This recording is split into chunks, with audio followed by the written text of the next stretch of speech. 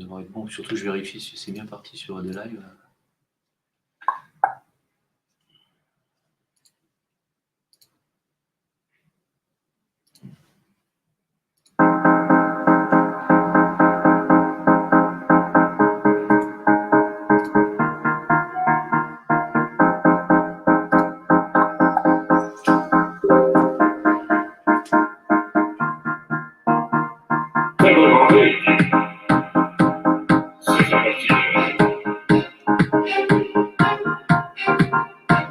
Réveillez vos amis.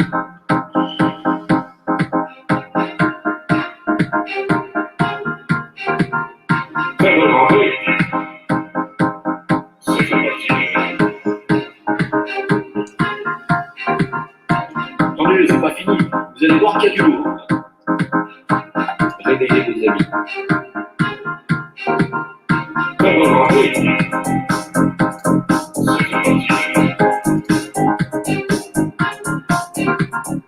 Mais vous êtes des tarés. Mais vous êtes des blaireaux. Mais allez vous coucher, putain. Oui, bon, non, mais c'est pas pour vous, hein, ça, c'est toujours pour les gens qui ne nous regardent pas, hein, évidemment. Comment allez-vous? Coucou. Ça va? Jonathan, es-tu là? Je suis là. Ah. J'ai été entraîné par le zouk. Maintenant, ça va être ma musique pour emballer, hein, je pense. T'étais dans la chorégraphie Ouais. Ça va bien? Ouais, ça va et toi? Ouais, bah écoute, nickel. Nickel. Non, attends, il y a Mouniz qui demande si je l'ai retiré de la modération. Non, pas du tout. Alors, juste pour prévenir que ce live, je voulais le faire sur des lives. On va peut-être. Qu'est-ce que tu en penses, Jonathan? On part sur des lives ou on reste un peu sur YouTube? C'est quoi ton process habituel? Tu fais un peu sur YouTube avec les sujets les moins sensibles, après tu fais un saut kangourou sur des lives? Voilà. Mais là, je ne sais pas si on ne va pas partir directement sur les sujets sensibles, mais bon, c'est. Tu vois. Bon, je sais pas. Est-ce que tu as des choses pas trop hard à traiter? Ça dépend ce que tu as en stock, en fait. Après, je préviens, en tout cas sur le sujet de l'exopolitique, dans l'absolu, il y a une épée de Damoclès, parce que le dernier live que j'ai fait sur le sujet, avec Florent David et Yoann sur Quartier Libre, la vidéo, elle a sauté en plein live. Ah ouais. C'est pour ça qu'il vaut peut-être mieux partir sur des lives le plus vite possible. Puis bon, les sujets sensibles, bon, c'est vrai qu'après l'épisode des épinards des mineurs, c'est difficile de trouver plus. Mais... Pardon, c'est quoi ce truc? Ah oui, non, est-ce que tu t'as pas regardé le live numéro 32 des nouvelles qui fâchent, mais je te donnerai l'extrait. Mais c'est vrai que c'est plus difficile de trouver plus grave, mais les épinards des mineurs, oui, tout à fait. Ils vont se servir. Ok. Ouais. Écoute, c'est dans l'air, hein, l'exopolitique, qui viennent m'abducter quand ils veulent, il n'y a pas de problème, je pars. Je m'en vais. Quoi? Non, mais là, si dans ce monde, on en est à un niveau d'épinards des mineurs, moi, je préfère me faire abducter, tu vois, et partir. Oui, il y a des épinards des mineurs et des plantes carnivores aussi qui sont entraînés au combat. Voilà. D'accord. Donc, génétiquement modifiés, bien sûr, avec l'intelligence artificielle. On va bifurquer. Donc, tous ceux qui sont sur la chaîne Jim le Réveilleur et sur la chaîne Jim le Réveilleur live, on vous invite tout de suite à nous rejoindre sur des lives. C'est plus simple. Voilà, donc je fais l'annonce, comme vous savez, maintenant sur YouTube et puis on dégage parce que de toute façon, il n'y a plus rien à foutre sur YouTube. Vous allez voir pourquoi, je vais vous expliquer brièvement, mais il n'y a aucune raison de vous faire cadeau de leur présence. Hein, C'est ça. Non, de leur faire cadeau de votre présence, pardon, c'est le contraire. Allez, je coupe sur YouTube, 3, 2, 1 pour l'un et 3, 2, 1 pour l'autre. Voilà, on est sur des lives entre adultes, Consentants. Et avertis. On va vous parler d'exopolitique. Alors, Jonathan, je découvre ce mot. C'est quoi exopolitique pour toi? L'exopolitique, c'est l'étude des interactions politiques et sociales entre des sociétés exogènes, donc dites vulgairement extraterrestres, et la société humaine. D'accord. Après, moi, dans ma définition, je rajoute les programmes spatiaux secrets, typiquement humains. Donc, ma définition, moi, elle est un petit peu plus élargie que celle de Wikipédia, mais dans l'idée, c'est ça. Alors, ça tombe bien parce que je sais qu'il y a quelqu'un qui m'a rencontré à Paris et qui qui aime bien suivre ce que je fais, mais qui n'est pas d'accord avec moi sur un sujet, c'est notamment celui-là, et notamment surtout la participation du Troisième Reich à l'élaboration de soucoupes volantes et probablement un pacte avec les forces des ténèbres dites extraterrestres. Est-ce que tu confirmes? Pour moi, c'est une évidence, ouais. De manière, le Troisième Reich avait été très, très, très compartimenté, mais plus on allait dans les parties compartimentées de certaines factions nazies, et plus on baignait dans l'occulte, dans l'occultisme, dans les forces subtiles. Donc, il y avait un pacte, une relation avec ces forces-là. Pour moi, c'est une certitude. Et la société secrète la plus puissante chez les nazis, c'était, alors, imprononçable, mais c'est la Nénerbeu. Normalement, ça se prononce comme ça. Et c'était la société secrète la plus puissante, celle qui baignait dans le plus dans l'occultisme, celle qui avait le plus d'influence sur tous les dignitaires et tous les hauts gradés nazis, celle qui brainstormait tous les voyages à faire au Tibet et à tous les endroits du monde exotiques où il y avait soi-disant des reliques, ou en tout cas des connaissances à phagocyter pour renforcer le pouvoir en place. Donc voilà. Tapez même sur Wikipédia, la Nerbeu, enfin, il n'y a pas des masses de choses sur Wikipédia, mais c'est pas du flan, c'est bel et bien existé. Absolument. J'avais montré la dernière fois même carrément une vidéo sur YouTube, il y en a plusieurs d'ailleurs. Hein. Vous tapez sur YouTube, qu'est-ce que vous tapez d'ailleurs? Vous tapez Troisième Reich, je sais pas, Hitler peut-être, et UFO. Vous tapez ça au pif et on se retrouve avec des dossiers énormissimes, avec des vraies photos de véritables prototypes, je ne sais pas comment toi tu les appelles. Alors, ils ont des noms techniques, je ne me rappelle plus des noms de chaque projet, parce qu'il y avait des noms de code et après des noms d'appareils. Mais ah oui, tu parles de UFO, ouais, UFO ou OVNI, ou en France on appelle ça les PAN, machin, mais Non, PAN c'est plus large. Ces espèces de soucoupes là, celle-là là, que je montre, ouais. Celle-là là, elles ont un nom particulier, je ne sais plus quel était le. J'ai un trou de mémoire, mais je vois de quoi tu parles, ouais. Mais faut savoir que tout comme les États-Unis ont pris modèle sur l'Allemagne nazie, l'armée de l'air et surtout la force spatiale, avec énorme guillemets, nazie, était très compartimentée. Et en fait, tu avais un programme spatial officiel et tu avais un programme spatial officieux. Et c'est le même procédé qui a été utilisé par la NASA et par d'autres officines américaines. Mais bon, quand tu sais qu'il y a des nazis qui sont allés à la NASA, tu comprends la liaison, quoi. Oui, évidemment. Les nazis sont allés à la NASA. C'est même à se demander s'ils n'ont pas appelé la NASA spécialement pour faire un hommage aux nazis. Ouais, je t'ai posé la question. Ouais. Oui, bah oui. Alors, donc, nazi, UFO, commandeur. Bah oui. Alors, est-ce que évidemment, pour toi, qui est un peu plus expérimenté que moi dans ce dossier, est-ce que ça, on va dire, le pacte entre les humains et d'éventuels extraterrestres a commencé dans les années 40 ou 30 ou avant? Sporadiquement, peut-être avant. Il y a eu des contacts ici et là, etc. Mais je pense que le gros, c'est au XXe siècle. Mais voilà. Le problème, c'est que ce sujet-là, on va essayer de citer des choses très factuelles, mais c'est tellement exotique et c'est tellement touchy qu'il y a une base de spéculation. Tu vois, il y a une base de recoupement, de lecture, etc. Les choses les plus sérieuses qu'on puisse avoir, ou intéressantes en tout cas. Mais il y a une dose de spéculation. Il faut être honnête intellectuellement, faut le préciser. Mais quand on sortira des dossiers, des dossiers déclassifiés, etc., on le citera, et là, ce sera totalement factuel. Mais pour moi, en tout cas, c'était sporadique avant, mais la liaison a commencé à se faire à partir de la Seconde Guerre mondiale, ouais, juste avant.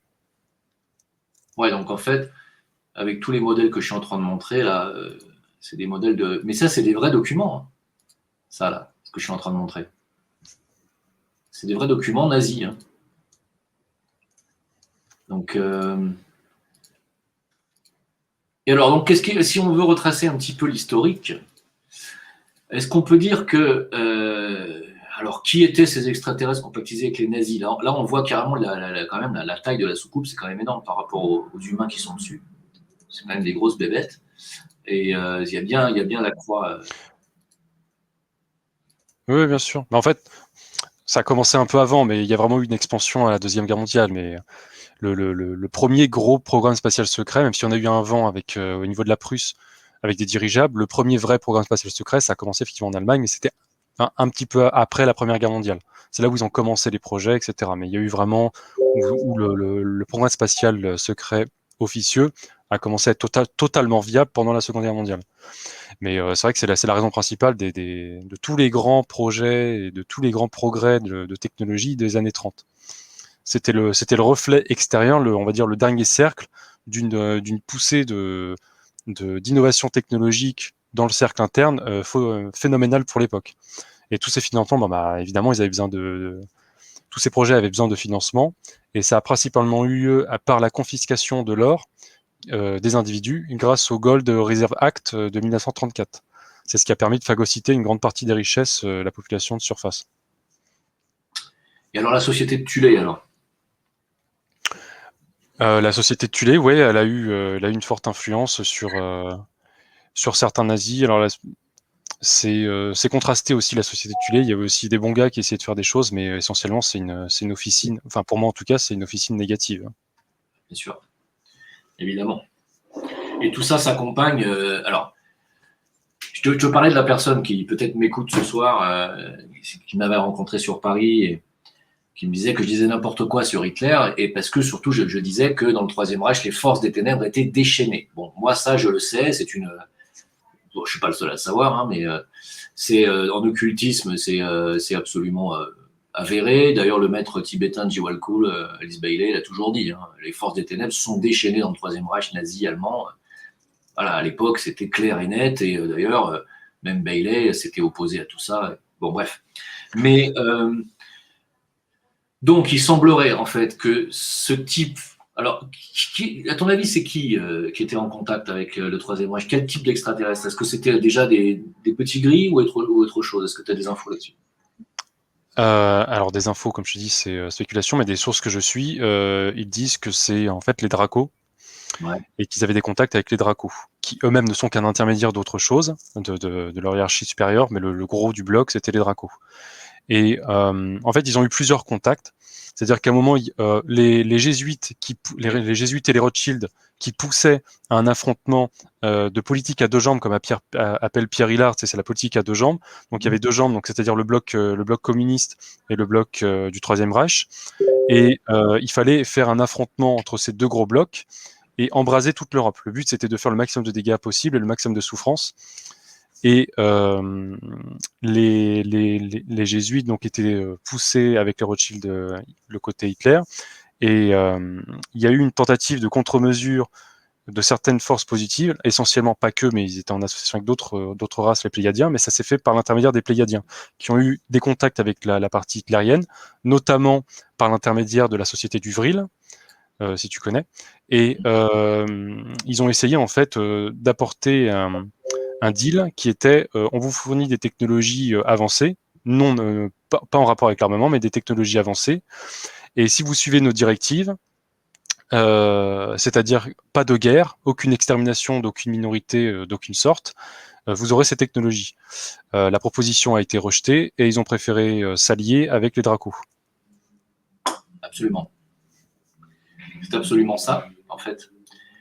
Et justement, et les Dracos, c'est les reptiliens, hein, c'est ce qu'on appelle vulgairement des reptiliens. D'ailleurs, c'est marrant parce que tout à l'heure, j'ai Guillaume, vous savez, la chaîne No Chain, qui m'a envoyé un petit vocal. Il m'a dit, il paraît que dans la grotte indienne de Sundong, qui est la plus grande grotte du monde, hein, je vais vous montrer quelques images, la grotte Sundong, c'est magnifique d'ailleurs, super beau. Donc il paraît que il y a des gens qui ça se visite, hein. Alors c'est gigantesque, c'est très profond. Ça a la profondeur d'un gratte-ciel, hein. Donc on peut y foutre un gratte-ciel dedans, je ne sais pas si vous voyez un petit peu. Il y a même un microclimat. Et donc il paraît qu'il y a des gens qui ont eu très peur parce qu'ils ont vu des reptiliens à l'intérieur et qu'ils ont été plutôt agressifs. Donc ils sont remontés un petit peu la trouille. Voilà, mais c'est bon, c'est magnifique, c'est gigantesque. C'est la plus grande grotte du monde. Est-ce que tu penses que ces Dracos, toi, sont dans l'intraterre? Ils sont toujours là, mais à l'intérieur de la croûte terrestre?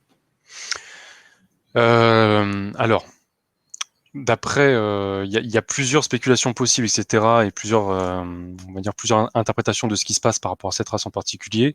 Moi, je suis plutôt sur les lignes en fait où il y a eu, il y a eu il y a plusieurs sortes de reptiliens, ou on appelle ça Draco, etc. Il y en a une qui est native de la Terre et qui vient de la période jurassique, et donc qui a pris son propre chemin évolutif humanoïde, avec une conscience assez limitée, assez primitive, mais qui vit en fait, qui a un passif dans l'Amérique du Sud, en Afrique, etc. Et d'ailleurs, c'est assez baigné dans la culture locale, hein. Je pense que ça te parle là, ce que je dis. Et après, il y a des dracos qui sont exogènes et qui ne viennent pas de la planète Terre. Parce que c'est un pattern en fait qu'on retrouve aussi dans l'univers. Tout comme le pattern humanoïde humain, c'est un pattern qu'on retrouve dans l'univers. Ça n'existe pas que sur Terre. Donc voilà, donc je pense que moi, il y a ces deux notions-là. Et les plus avancés technologiquement et les plus hostiles, c'est ceux qui sont exogènes.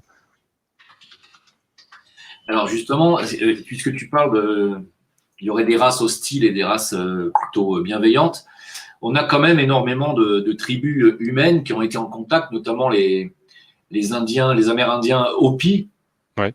Puisque c'est Madison qui est marié qui est aux États-Unis, qui suit ma chaîne depuis longtemps et qui m'a expliqué que pour les Hopi, c'est absolument naturel, ces contacts ont été fréquents. Et c'est absolument pas des gens dangereux. Donc, ils n'ont pas été en contact avec une race extraterrestre dangereuse. Hein. Donc, on est vraiment surveillé, visité, et il semblerait ces derniers temps, en tout cas depuis un siècle, qu'il y aurait une race donc plutôt malveillante qui. Alors pourquoi la question est pourquoi ne prennent-ils pas le pouvoir directement? Pourquoi le font-ils à travers des réseaux humains? Pourquoi ne le font pas directement? C'est ça la question. Alors, il y a plusieurs encore spéculations possibles. La mienne, et c'est d'ailleurs la plus logique, c'est que depuis la chute de l'Atlantide, la Terre a été occupée. La Terre, c'est devenu la Palestine, quoi, tu vois. Et le truc, c'est que c'est devenu une planète prison. Et il y a des forces, toute une hiérarchie de forces occultes, de forces négatives, qui sont en opposition avec ce qu'on appelle la vie dans l'univers. Eux, ils sont sur un principe anti-vie, un principe impérial, en vérité. Et ils ont pris en otage la Terre et ils ont construit une planète prison. Et le but était d'établir une planète prison à la fois sur le plan physique et sur les plans subtils, jusqu'à arriver à un certain niveau, parce qu'après, ils ne peuvent pas aller au-dessus, ça dépasse leur compréhension et leur vibration. C'est plus du tout compatible, ils en sont allergiques. Et donc, cette planète prison, on peut la comparer à une analogie. Imagine des terroristes qui prennent en otage dans une banque des gens. Bon, ben, pour éviter que les flics arrivent et libèrent les gens, ils ont des armes, ils posent des bombes, ils ont différents procédés, différentes mécaniques qui parfois marchent entre eux pour s'assurer en fait la prise de pouvoir dans la zone qu'ils ont décidé. La comparaison est un peu bâtarde, mais il faut vraiment garder cet esprit parce que c'est aussi simple que ça. Et ils ont différentes techniques en prenant en otage la population. Donc s'il y a des contacts, je sais pas, un premier contact officiel au-dessus des villes, etc., tu as des bombes exotiques, c'est-à-dire des bombes à antimatière qui explosent, tu as des plans prévus pour des attaques terroristes de grande envergure, tu as des catastrophes climatiques et géobiologiques dans le monde. Enfin voilà, c'est la catastrophe. Donc c'est comme ça qu'ils ont maintenu, avec différents niveaux de verrouillage qui se sont étalés sur 26 000 ans depuis la chute de l'Atlantide, mais c'est comme ça qu'ils ont maintenu ce qu'on appelle le statut de quarantaine de la Terre, et c'est comme ça qu'ils nous maintiennent en otage. Et alors donc, d'après toi, aujourd'hui, à l'heure actuelle, à l'heure où on se parle, quels sont les pays avec lesquels ils pactisent le plus? Bon, à mon avis, c'est quand même assez clair, puisqu'il y a un ancien état-major israélien qui l'a dit, avec Israël et avec les États-Unis principalement. Ou est-ce que tu Mais penses qu'il y a encore d'autres pays? tu parles des, on va dire, de ceux qui sont bienveillants? Non, des malveillants. Ah oui, des malveillants. Euh, disons que c'est pas tant des pays en fait. Enfin, comment te dire? C'est plutôt un peuple. Comment? Non, j'allais dire, c'est plutôt un peuple. Oui, oui, je vois ce que tu veux dire. Mais en fait, ils ont pactisé. En fait, ils ont des intermédiaires qui sont au-dessus de tout parti politique, de tout pays, de toute nation, et qui, après, ces intermédiaires ont leur propre réseau d'influence et qui va, comme une pieuvre, comme un arbre dégueulasse, planter la racine dans différentes institutions, dans différents partis politiques, avec tout un réseau. On voit ça comme ouais, comme une espèce de pyramide, tu vois. Donc en fait, leur intermédiaire direct ne fait pas partie d'une nation, etc. Il y a beaucoup d'intermédiaires et d'étages. Tu comprends un peu ce que je veux dire ou c'est pas intelligible, hein, dis-moi. Non, mais je comprends très bien. Mais après, effectivement, ils ont des racines assez puissantes et profondes aux États-Unis, en Europe, euh, en Asie. Alors l'Asie, c'est contrasté, mais ils en ont également en Asie, et puis en Amérique du Sud aussi. Mais on va dire le top du top, c'est surtout en Europe et aux États-Unis. Et je pense que si on voit la géopolitique de ces 30 ou 40 dernières années, ça se corrèle plutôt. Bien sûr. Moi, je dirais clairement les États-Unis même, hein. Mais bon.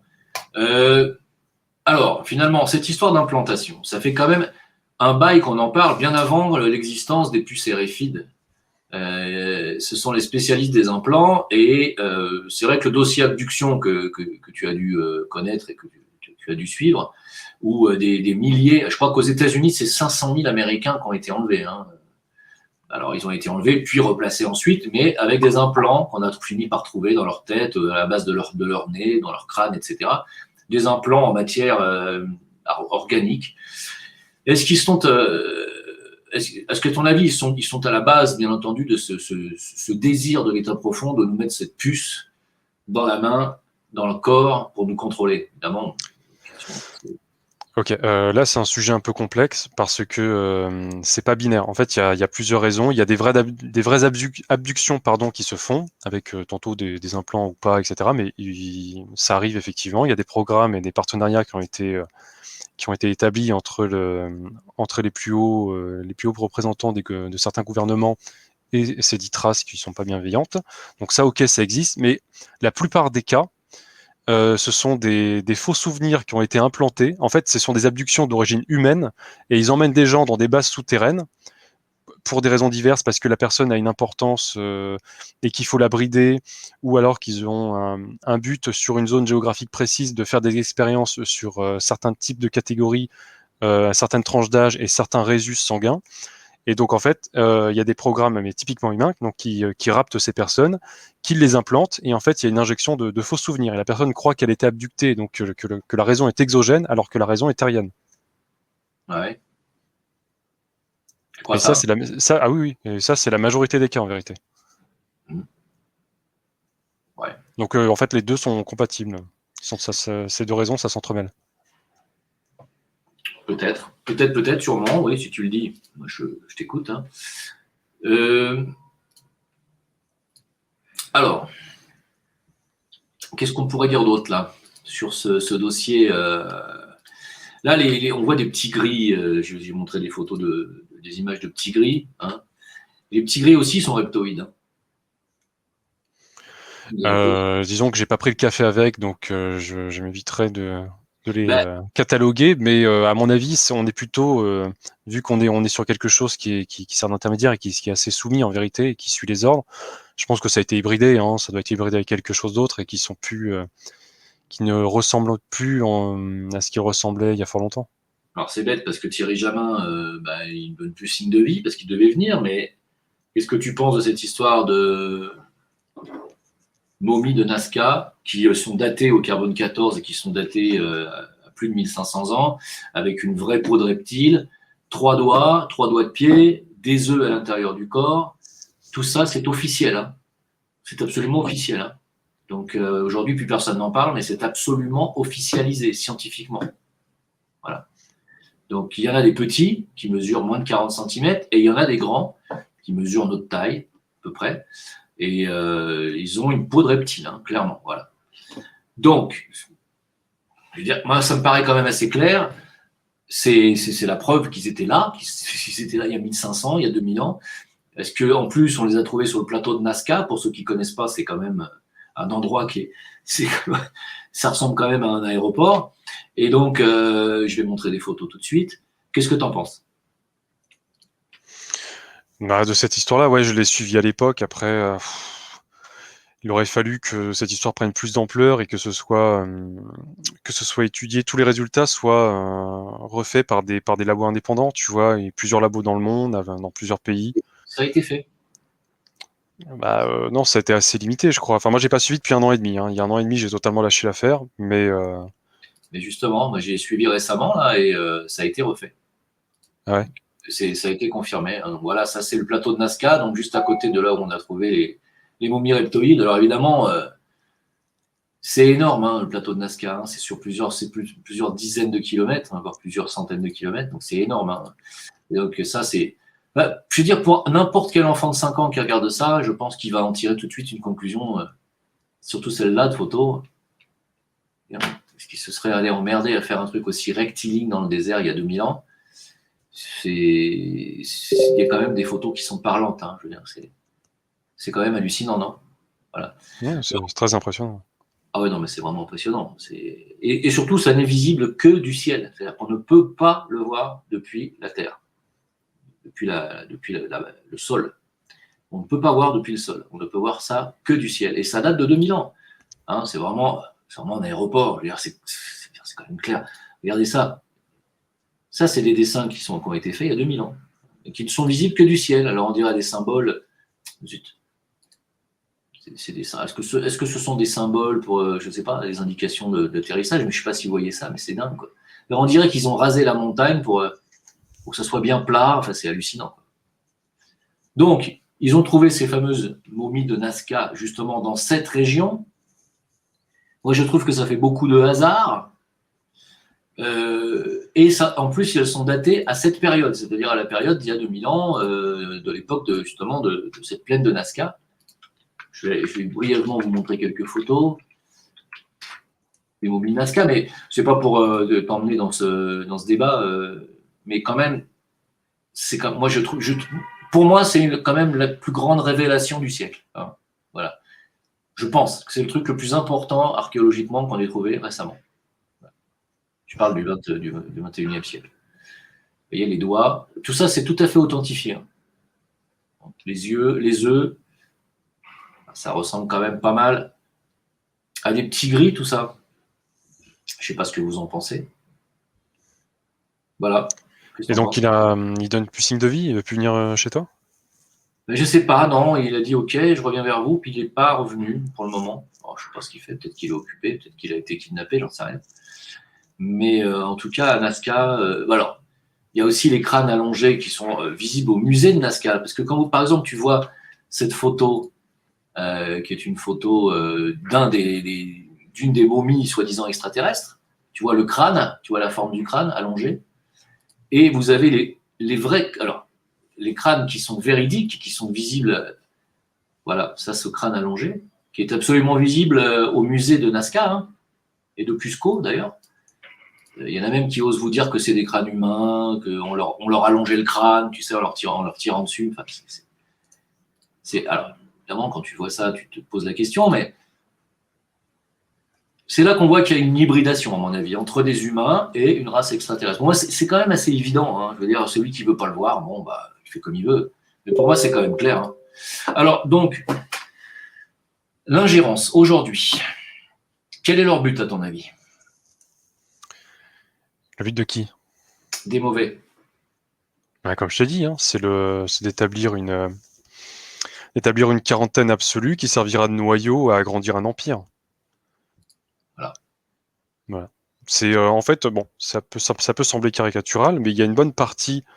Alors parfois c'est déformé, parfois il y a de la désinformation, parfois il y a de la programmation dans les films, etc. Mais il y a aussi parfois une dose de vérité qu'on trouve dans certains films. Alors je dis pas que c'est le cas, mais tu vois Matrix, etc. Bon, maintenant c'est les sœurs, ouais. C'est les sœurs, elles ont changé de sexe, mais c'est les mêmes qui ont fait Jupiter Ascending, l'ascension de Jupiter. Tu l'as vu? Ouais, il y a longtemps. Ouais. Ouais. Bon, il n'est pas si vieux, hein. Il a quoi? Il a peut-être 4 ans? Ouais, 4-5 ans? Ouais, un peu plus. Ouais. Et je pense qu'il y a une dose de vérité assez intéressante dans le film. Voilà, et voilà, le but, on peut le voir aussi dans Star Wars. Je pense qu'il y a eu un affrontement et qu'il y a toujours, même si c'est en train de se terminer, qu'il y a toujours un affrontement entre des forces qui baignent dans l'antivie et qui ont une volonté de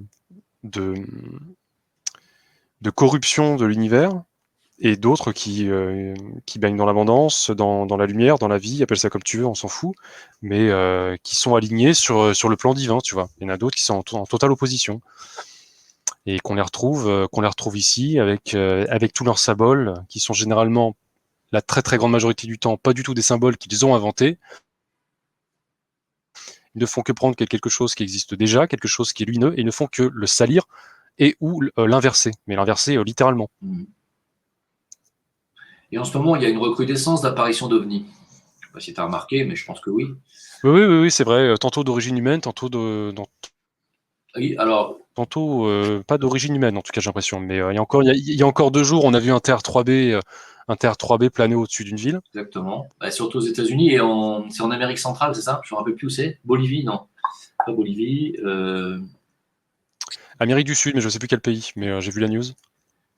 Et là, au-dessus des volcans, alors il y en a pas mal. Hein, ça date de 29 mars. Bon, ça, je pense pas que ce soit un ovni, ça c'est un bolide, ça n'a rien à voir. Parce que les gens confondent souvent astéroïdes, bolides avec ovni. Et Mais satellite avec OVNI aussi. Ils confondent. oui, oui, oui.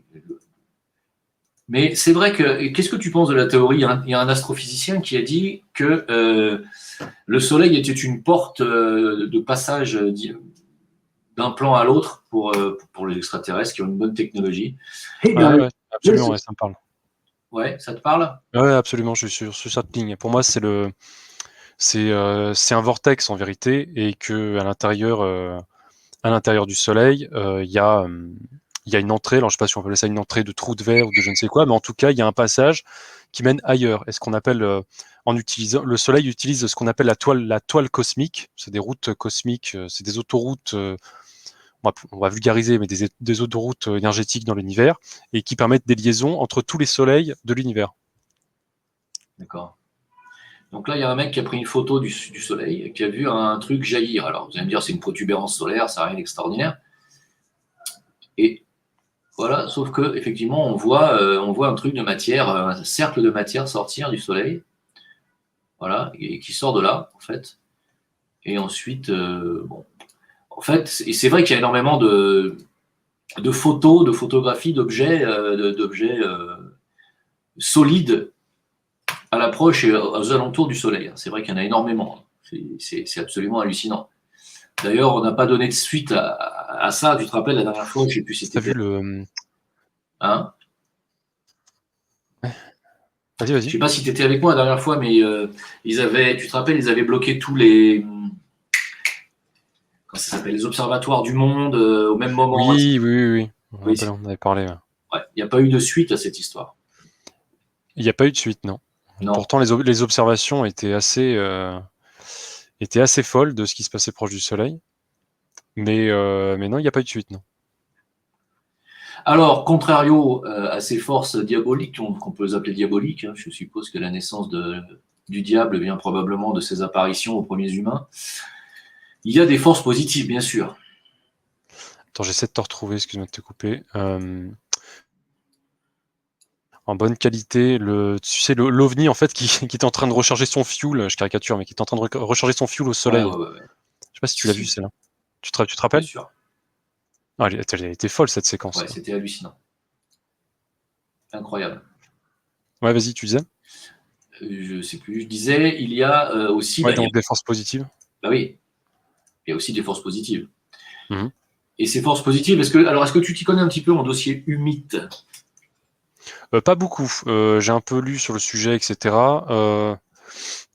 Voilà, des principales sources que je suis, sommairement, hein. Elles expliquent que le contact était réel. Le contact était réel pendant 2 ou 3 ans.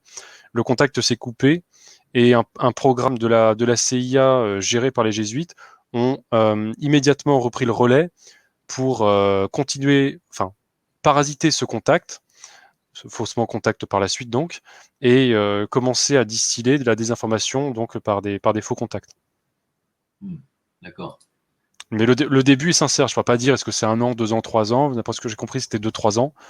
Mais donc voilà, avec discernement, mais je suis plutôt sur cette ligne. Alors, finalement, aujourd'hui, on en est où avec la recherche, avec les contacts, justement, parce que ça n'a pas tellement évolué, finalement, de Jean-Claude Boré, qui a écrit son premier bouquin et même avant lui, Van Daniken, etc., tous les spécialistes de l'ufologie. Où est-ce qu'on en est aujourd'hui? Est-ce qu'il y a davantage de contacts avec certains humains, ou est-ce qu'ils n'ont est-ce que finalement, ils ont décidé d'avoir des contacts qu'avec les armées des États-Unis, d'Israël et de quelques pays occidentaux? Alors, il y avait plus de... Ah, là, on t'entend plus, tu bugs un petit peu. Et il y a des programmes spatiaux. Pardon? J'ai dit, tu bugs un petit peu là, ça lag. Ah bon? Ouais. C'est bon là ou pas? Ça va. Ok, d'accord. Bizarre, pourtant j'ai en fibre optique et tout. Mais qu'est-ce que je voulais dire? Oui, donc il y a eu plus de contacts dans les années 60-70, mais plus les programmes spatiaux officiels et officieux ont pris de place dans l'espace aérien et dans l'espace sublunaire, et plus il était difficile pour ces forces d'interagir correctement. Et après, il y a eu des systèmes de contre-mesures ou des systèmes de pression dont je te parlais tout à l'heure, type bombe, etc., qui se sont renforcés, et donc les contacts étaient plus difficiles. C'est les deux principales raisons. Mais de toute manière, il n'y aura aucun premier contact officiel tant que la cabale existera, en fait. La cabale avec un C, je parle. Ouais, tu veux dire, ils musellent l'information là-dessus, quoi.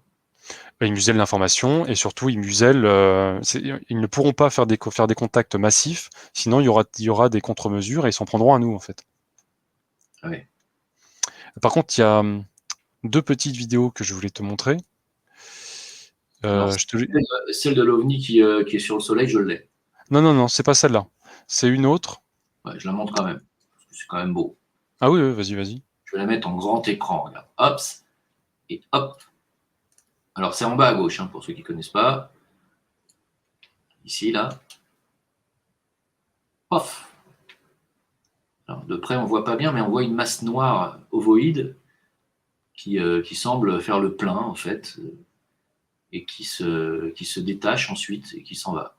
Hop, vous avez vu? Qu'est-ce que c'est que ce truc? On ne sait pas. Alors, évidemment, c'est super accéléré, hein. Et qu'est-ce que ça peut bien être? Je ne le sais ni. Je t'ai envoyé en message privé. Là, c'est une image, enfin, c'est plutôt une séquence vidéo de la station spatiale Columbia. C'était le 22 février 96. Et regarde un petit peu. Bon, faut prendre 2 minutes, hein, donc faut pas être trop être pressé. Mais franchement, mets-la en entière ou à partir de. Ouais, non, tu peux la laisser dès le début en fait, parce que ça apparaît assez vite. Je vous laisse apprécier. Alors, c'est une qualité moyenne parce que ça date de l'époque, c'est de 96, mais voyez par vous-même. Attends, il faut que je la remette sur Brave, sinon je ne vais pas pouvoir partager l'écran. Là. Je vais mettre là. Parce qu'il y a beaucoup d'images très intéressantes de stations spatiales. Généralement, le flux se coupe quand ça devient trop visible. Mais il y a énormément d'images par ce biais.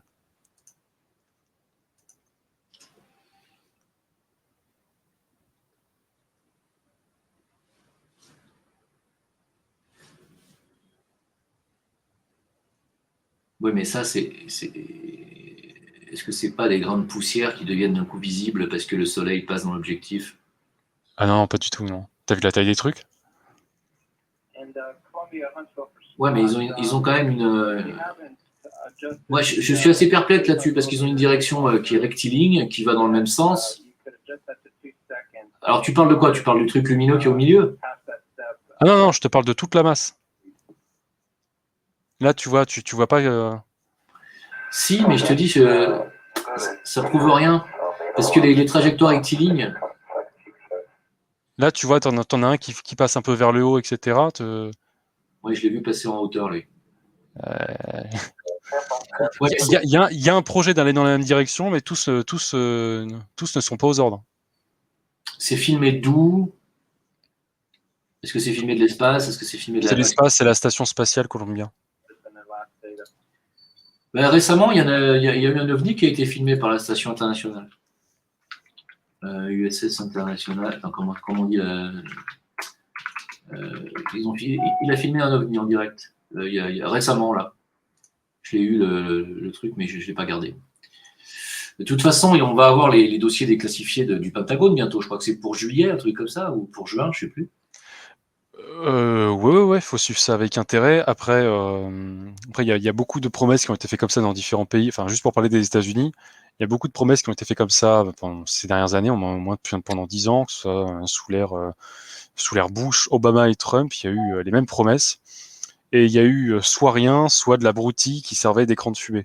Donc je suis de base à la fois très intéressé et très suspicieux. Donc va voir. Faudra étudier, garder son calme et étudier le truc. S'il y a quelque chose qui sort, faudra l'étudier et puis voir qu'est-ce qu'il y a. Est-ce que c'est de la redite? Est-ce que c'est nouveau? Est-ce que c'est... Voilà, faudra débunker le truc, quoi. Alors attends, il y a une autre... ça dure pas longtemps.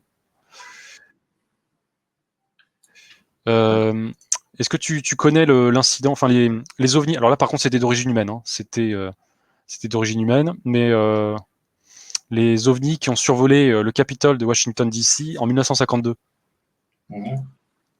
Ouais. Ça, faut le montrer aux gens, ça. Alors, attends, Il y a eu récemment une énorme apparition, je ne sais plus si c'était en Arizona ou c'était au-dessus de Phoenix, je crois, récemment.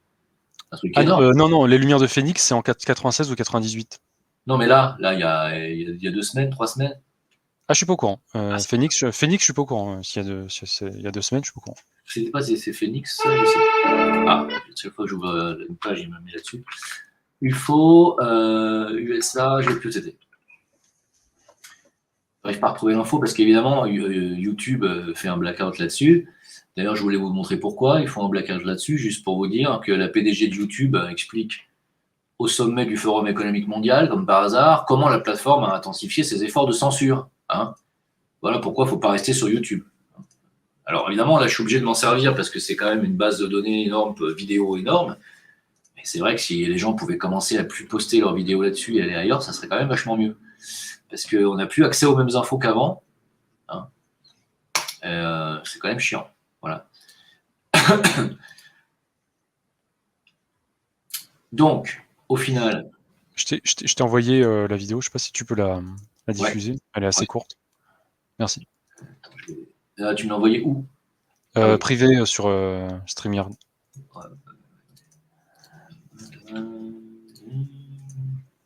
Tiens. Ah, là.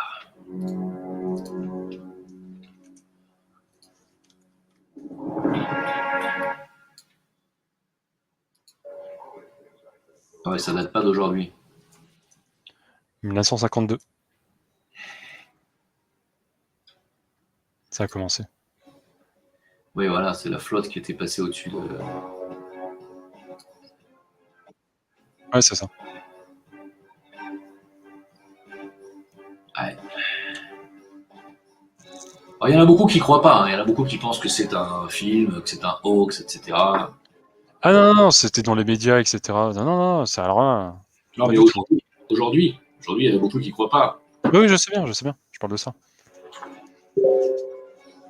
Bah ouais, c'est énorme. Et en plus, c'est débunké, voilà. Donc c'est bien des objets, hein, c'est pas un trucage. Alors qu'est-ce que c'est que ces objets pour toi? Est-ce que c'est une démonstration de force des forces lumineuses ou est-ce que c'est une démonstration de force des forces obscures? Alors d'après ce que j'ai pu en comprendre, c'était la faction nazie qui s'est retranchée en Antarctique. C'est où il y a eu l'opération, c'est pas l'opération Paperclip, je confonds toujours. C'est avec le colonel qui a envoyé toute une division qui s'est fait botter les fesses avec toute sa faction de la marine en Antarctique. Ah, les gens, s'ils mettent dans le chat, ce sera plus facile, mais là j'ai un Alzheimer. Donc c'est cette faction-là en fait qui a fait une démonstration de puissance et d'intimidation, parce qu'à la suite de cette opération, ils n'ont pas du tout aimé leur incursion de l'état-major américain, et donc ils ont envoyé ces forces en disant bah si ça continue, nous on va venir et on va commencer à raser quelques villes. Sympa. Voilà. Ouais, c'est cool. Et ouais, je voulais dire aussi, c'est vraiment un sujet qui gêne le système, parce que l'industrie européenne de la défense a annoncé qu'elle allait sévir contre les discussions sur les ovnis et les extraterrestres, et qu'elle allait se mettre à censurer. C'est comme les fact-checkers, là, machin, ils allaient faire pareil sur les sujets ovnis extraterrestres. Donc ça veut bien dire que ça les dérange, bien sûr, et qu'il y a donc anguille sous roche, c'est évidence. C'est l'évidence. Et de toute façon, et pourquoi ils n'ont pas censuré Juncker quand il a dit carrément à l'Assemblée européenne qu'il était en contact avec des extraterrestres. Bah, ils l'ont un peu ridiculisé. Ils ont fait non, mais tu vois, il est alcoolique, c'était un lapsus, ils se sont trompés. Enfin, il s'est trompé, pardon. Voilà, quoi. Ils ont préféré minimiser et ridiculiser l'affaire. Et puis, comme le mec, il est complètement alcoolo, c'était pas très compliqué de décriviser le bazar, quoi. Ouais. Mais ouais, je me souviens, c'était il y a quoi? Il y a peut-être 2 ans, quelque chose comme ça. Ouais, bah C'était ouais. assez. Juste avant qu'il parte, il a dit qu'il voyait que les races, non, qu'est-ce qu'il a dit, que les espèces qui nous voient d'ailleurs d'autres planètes voyaient d'un œil inquiet l'avancée de notre monde, un truc comme ça. C'était pas les espèces, je crois qu'il a dit les leaders des autres planètes ou quelque chose comme ça. Je crois que c'est le terme qu'il a employé. Nous regarder avec beaucoup d'attention. Ouais. Je suis d'accord, ok. Et oui. Et oui, et oui, oui, oui, oui. Alors finalement, il y a beaucoup de questions sur le projet Bluebeam. Est-ce que c'est de l'intox? Est-ce que finalement on va y venir avec le système Elon Musk qui est en train de balancer des dizaines et des dizaines de satellites à la pelle? Est-ce qu'on va y venir à ce projet Bluebeam, à ton avis? Ah, je sais pas, moi, j'ai pas le fin mot sur cette histoire. Je pense que cette technologie, au minima, a existé et que ça faisait partie de certains plans. Mais dans le but de terroriser la population et de pouvoir l'unifier et de la soumettre par une fausse unification et et d'instaurer un nouvel ordre mondial, il semble que ce soit pas ce plan qui eût été choisi là en dernier recours et qui est appliqué. Là, on est en train de se taper une belle pandémie, donc c'est pas ça. Mhm. Donc, et je doute que ces 2 plans soient compatibles. Donc, il semble que ce soit la pandémie qui a été choisie, non pas peut-être par stratégie derrière, ou alors qu'ils y sont forcés, c'est-à-dire que peut-être que ce plan-là n'est plus viable à cause de certaines défaites qu'il y a eu contre les forces positives et qu'il y aurait des contre-mesures aussi à ce plan-là. Donc moi je sais pas, j'ai ma propre spéculation, réflexion par rapport à ce sujet, mais en tout cas ça semble pas prendre cette direction en tout cas. Et pour toi, les forces positives, c'est qui? Toute une hiérarchie, enfin pas vraiment une hiérarchie, enfin comment t'expliquer? Il y a la source, tu vois, qui a commencé sa division et sa propre réflexion et son expérience par la matière, donc qui a divisé toute sa conscience dans toute hiérarchie vivante, donc avec la hiérarchie angélique, archangélique, etc. Bon, tout ça, c'est une longue hiérarchie. Et, euh, et toute cette projection de conscience positive, a aussi transparu dans des races qui sont alignées positivement avec le plan divin. Ok. Donc après, je vais pas te citer de nom de Pléiadiens, je sais pas, etc. Il y a même eu, parce que j'ai compris aussi des Pléiadiens négatifs. Tu vois, c'est jamais tout blanc tout noir, mais il y a effectivement des races qui sont très très alignés en très très grande majorité sur cette fréquence-là, sur ce plan divin. Donc voilà, on peut parler des Pléiadiens, c'est probablement les plus connus, ceux qui ont la plus forte affinité avec la population de surface, mais il y en a plein d'autres. Bah, je pense que tu prends tout, ok, et tu soustrais à tout ce qui est archonte, draco, reptilien, voilà, donc tout le reste, mon capitaine. D'accord.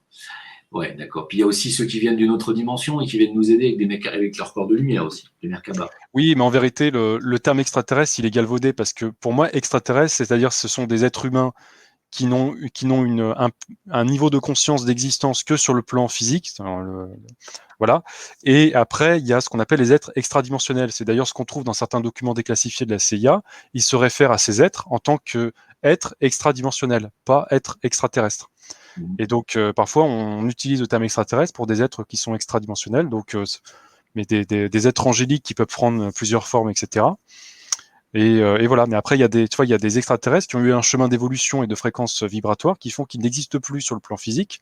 Alors, on peut parler d'ascension ou juste de chemin d'évolution qui commence à y amener. Et ils vivent sur des plans éthériques, astral supérieur, bouddhique ou autre. Mais par contre, ils ont une capacité, de par leur niveau d'évolution, à abaisser leur taux vibratoire et donc à apparaître, à baisser leur taux vibratoire pour que ce soit en corrélation au plan où ils veulent apparaître. Tu vois? C'est comme ça que je le vulgarise, c'est un peu bâtard comment j'explique, mais c'est comme ça que je le comprends. Et c'est ça pour moi des êtres extradimensionnels. Mhm. D'accord. En tout cas, tu me parlais de Pléiadiens. Moi qui connais quand même bien le dossier Crop Circle pour avoir été moi-même dans un de ces Crop Circle et avoir pris une bonne dose de radiation. Euh, selon mes sources, ce sont les Pléiadiens qui sont à l'origine des crop circles, l'apparition des crop circles, c'est-à-dire ces agroglyphes gigantesques qui apparaissent en une fraction de seconde ou quelques secondes dans un champ. Je ne sais pas si vous voyez un petit peu la taille de ces trucs, mais ce sont des sphères absolument parfaites, enfin ce sont des cercles parfaits avec des dessins à forme géométrique sacrée à l'intérieur, dont le but est d'activer une certaine énergie, à mon avis, dans le pays en question. Il y a eu des trucs gigantesques. Hein. Et là, il semblerait que ça reprenne. Ça reprend un petit peu. Ça s'est arrêté pendant quelques temps. Tiens, d'ailleurs, sur cette vidéo, c'est marrant, il montre la corrélation entre la plaine de Nazca, les agroglyphes, et puis les crop circles, justement, qui... vous voyez, je n'ai même pas fait exprès de chercher, mais c'est bon. Et les crop circles qui sont apparus principalement en Angleterre. Alors, pourquoi en Angleterre ? Est-ce que Stonehenge était déjà un crop circle marqué avec des vraies pierres ? Est-ce que c'est la question qu'on se pose tous, hein. En tout cas, moi, je me la suis posée. Hein. Pour moi, ça fait ni une ni deux. Hein. Je pense que, voilà, quand vous voyez ce crop circle qui est absolument phénoménal, hein, celui-là, il est énorme. Non, mais il est énorme, c'est gigantesque. Et ça apparaît très rapidement. Hein. Il y en a qui sont d'une beauté, d'une complexité, franchement, ça a coupé le souffle. Hein. Je ne sais pas pour toi, alors moi je le fais plus trop, mais il y a peut-être 5-6 ans, quand ce sujet commençait un peu à me faire vibrer, j'allais sur certains sites qui recensaient tous les crop circles avec des hautes résolutions. Et en fait, quand je regardais les images, tu vois, ça me faisait un truc dans le cerveau, je sais pas si c'est au niveau du front, genre le troisième œil, un peu au niveau de la couronne, mais ça vibrait au niveau de ma tête. C'est l'impression comme si, tu vois, il y a les caricatures un peu dans les Disney, les images subliminales, etc. J'ai l'impression d'avoir aussi le même effet, mais en version positive, tu vois. Genre des images subliminales qui sont dans le truc.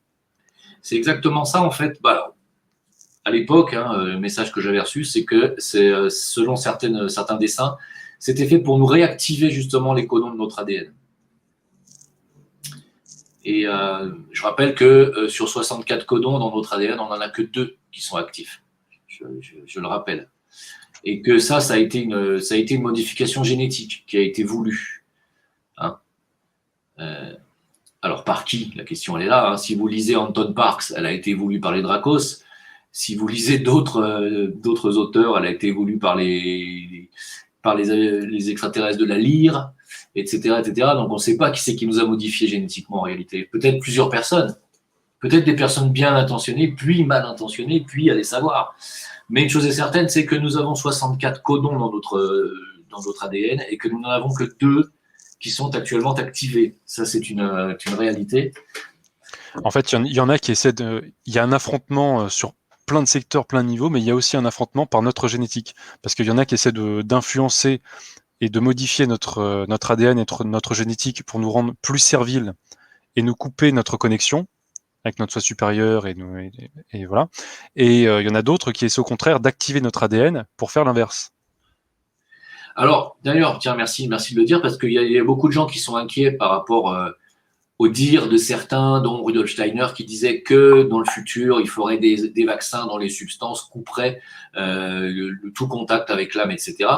Je rappelle une dernière fois que l'âme ne peut pas être altérée par une substance chimique terrestre. C'est impossible. L'âme n'est pas altérée. Tout à l'heure, tu as dit que, d'ailleurs, tu l'as bien dit, que les forces négatives ne pouvaient pas aller au-delà d'un certain stade. Eh bien, c'est pareil pour la science, pareil pour la chimie. Ça reste sur le plan chimique et basta. C'est-à-dire qu'effectivement, le temps de l'incarnation terrestre, ils peuvent, avec des substances, des vaccins, couper notre lien, le temps de la durée de l'incarnation, avec l'âme, ce qui fait qu'on va effectivement ne plus recevoir les impulsions de l'âme, ce qui va faire de nous des êtres sans compassion. C'est quand même terrible. Mais ça n'altère pas pour autant votre âme. Sachez-le. Et à mon avis, la fraternité spirituelle de la planète, la hiérarchie spirituelle de la planète ne laissera pas faire ça très longtemps.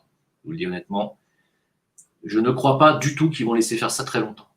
Parce qu'il y a un plan d'évolution qui est prévu pour l'humanité, et il n'est pas question de retarder ce plan d'évolution parce qu'une petite clique de salopards ont décidé de tout raser sur Terre et de mettre le reste de l'humanité en esclavage. Ça va. Vous voyez comme quoi je peux être positif aussi des fois. Hein. Ah bah je peux avoir une influence, c'est pas mal ça.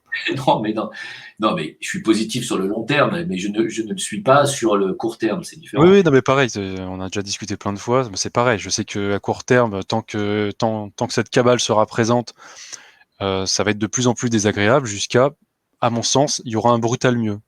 Pas me demander la date, j'ai pas reçu le mémo exactement, mais je sais pas si c'est une histoire de mois, de petites années ou un petit peu plus que ça, mais je sais qu'on n'a pas le même échéancier toi et moi en tête, mais d'un moment ça va dégager rapidement. Mais, euh, mais à moyen terme et encore plus à long terme, je suis très optimiste. En tout cas, moi, j'ai mes épinards des mineurs et je veux dire que il n'est pas là le premier qui va me poser des grenades ou comme des mines dans le jardin. Enfin, j'ai pas de jardin, mais ça, c'est jamais. Ouais, t'es Euh, un homme prévenant, c'est bien. Sinon, énormément aujourd'hui, on retrouve des squelettes un peu partout. Alors, ça date pas d'aujourd'hui. C'est ça, j'avais envie de t'amener un petit peu là-dessus. Je sais pas si tu connais le dossier un petit peu. Alors pas beaucoup, c'est pas un sujet que je maîtrise. J'ai regardé deux trois vidéos, etc., lu quelques articles il y a quelques temps, mais je suis pas expert. On a retrouvé des squelettes humains gigantesques. Alors, bien sûr, il y a du faux, il y a du vrai dans l'histoire. C'est difficile de trier le grain de l'ivraie. Mais on a retrouvé des squelettes de 2,50 m, puis 4,20 m, puis 10,80 m. Hein, c'est quand même énorme. Et ce qu'il y a de marrant, c'est que si vous lisez les bouquins, puisque souvent vous me demandez des conseils de lecture, moi vraiment, pour parler de ce dossier, j'ai vraiment envie de vous conseiller le bouquin de Drunvalo Melchizedek qui s'appelle L'ancien secret de la fleur de vie, parce qu'il en parle. Et il parle justement de ces géants qui étaient sur Terre et qui construisaient à leur dimension, puisque plus on va dans le passé, plus on s'aperçoit que les humains construisaient à une échelle gigantesque, qui est bien au-delà de la nôtre aujourd'hui. Et vous allez voir les photos quand même. Regardez l'empreinte de pas qu'il y a là sur cette pierre. Quand même, elle est presque de la taille d'un homme. Elle doit faire à peu près 1 mètre. L'empreinte de pied, hein, Bigfoot. Et puis regardez la dent, hein, la molaire. Ça va, ça va. Et après, vous allez voir. Alors là, c'est des squelettes véridiques qui sont au musée de Londres. Là, donc ça, c'est. Alors les photos, les crânes allongés, je vous ai montré tout à l'heure. Ça, c'est ceux qui sont à Nazca, au musée de Cusco. Et effectivement, Akhenaton avait déjà cette forme de crâne allongé. Moi, pour moi, ça me fait, franchement, je vous dis honnêtement, je me pose même pas la question. Entre un crâne humain et un crâne comme ça, il y a quand même une différence qui est quand même assez facile à notifier. Je veux dire, ils sont pas foutus comme nous. Ouais, non, mais après, je sais qu'il y a certaines cultures qui, je pense, ont essayé d'imiter la ressemblance de certains contacts qu'ils ont eus. Donc, c'est devenu culturel pour eux, donc ils ont un peu essayé de déformer leur crâne. Je pense que ça existait, mais il y a certains exemples qui sont au-delà de toute tentative de reproduction, quoi. On n'est pas du tout sur la même taille de crâne. Enfin, le truc, il est 4 fois plus gros. Là, même avec une déformation, tu peux pas faire ça. Enfin, ça me semble. Non, non, tu peux pas. Puis là, en plus, là, en 1895, la photo du squelette géant ici, là, il fait quand même 7,40 m. Hein, et il est au musée de Jungfrau. Hein, donc c'est un vrai squelette. Et vous voyez à côté, là, c'était le géant qui mesurait 2,40 m, qui est à côté de la photo grandeur nature de l'humain qui faisait 2,40 m ou 2,70 m à l'époque, 2,72 m. Monsieur Robert Wadlow, il arrive ici, tu vois. Donc par rapport au squelette qui est au musée de Jungfrau, c'est juste sidérant. Donc il y a vraiment eu des humains, des géants sur cette planète, c'est clair. Bah, je crois que, enfin, c'est pas ma référence du tout, mais je crois que la Bible en parle, hein. Ouais, ouais, la Bible en parle. Regardez cette couronne, la taille de la couronne. Hein, bon, un peu plus grande qu'un crâne humain. Et effectivement, oui, la Bible en parle. Bah, il y a tous les passages ici de la Genèse. Lorsque les hommes eurent commencé à se multiplier sur la surface de la terre et que des filles leur furent nées, les fils de Dieu, c'est-à-dire les anges, virent que les filles des hommes étaient belles et ils les prirent pour femmes parmi toutes celles qu'ils choisirent. Les géants étaient sur la terre en ces temps-là. Après que les fils de Dieu furent venus vers les filles des hommes et qu'elles leur eurent donné des enfants, ce sont ces héros qui furent fameux dans l'Antiquité. Voilà. Les géants étaient sur la terre en ces jours, etc., qui sont devenus des hommes puissants et qui étaient renommés fameux, des héros dans l'Antiquité. Et ça, c'est dans la Bible, les Néphilim, etc., etc. Tout ça, bon, bah, si vous voulez remettre tout ça en question, c'est vous qui voyez. Mais enfin, les squelettes, quand même, ne trompent pas. Et En fait, on est très très loin de tout savoir sur l'origine de l'humanité. On est très très loin de tout savoir sur ce qui se passe de l'autre côté dans le ciel. On est très loin de tout savoir ce qui se passe sous nos pieds à l'intérieur de la croûte terrestre. Et on est très très, très loin de savoir ce qui se passe derrière les rideaux de la politique internationale qui veut nous emmener en esclavage. Ouais. Et attends, j'ai une petite parenthèse, mais il y a eu quand même une information, c'était en février 2021 là, qui était du lourd, et franchement, ça a été beaucoup trop peu relayé. C'est que en fait, le Pentagone a admis qu'il avait testé des épaves d'OVNI et que il y avait certains résultats qui étaient assez très probants sur certains tests métalliques. Parce qu'en fait, il y a un chercheur qui s'appelle le chercheur Anthony Bragalia qui a écrit à la DIA, donc c'est la Defense Intelligence Agency, pour demander des détails sur tout le matériel OVNI en fait qu'ils étaient en possession, les résultats des tests effectués, etc. Et c'était sur un dossier très précis, sur un crash très précis. Et en fait, il a eu une réponse, il a eu des documents déclassifiés, alors partiellement déclassifiés, mais c'était quand même 154 pages de résultats de test, tu vois, et qui expliquaient qu'ils avaient récupéré un crash d'OVNI, et qu'ils avaient fait différents tests, etc., et que en fait, le métal était à mémoire de forme, c'est-à-dire qu'ils pouvaient le plier dans tous les sens, il retrouvait systématiquement sa taille originelle. En plus de d'autres facteurs, voilà, c'est ce qui est le plus impressionnant, mais il y avait d'autres particularités qui étaient absolument uniques également. C'était le major Marcel avait dit ça aussi à Roswell sur les débris de Roswell. Absolument, absolument. Ouais. Ouais. Donc voilà, donc ça. Ah ouais, merde, j'ai oublié de t'envoyer, parce que de temps en temps, je vais t'envoyer des URL pour ceux qui justement voulaient les sources. Hein. C'est important. On l'a bien tourné en ridicule celui-là, hein, le pauvre major Marcel. Ouais, malheureusement. Ouais, comme tous ceux qui veulent s'intéresser à ce dossier. Mais bon, Jean-Claude Boré, malheureusement, refuse mes invitations, c'est dommage. Bon, Jean-Pierre Petit, c'est quand même un scientifique qui est au CNRS, qui est quand même en contact, lui, avec les humites.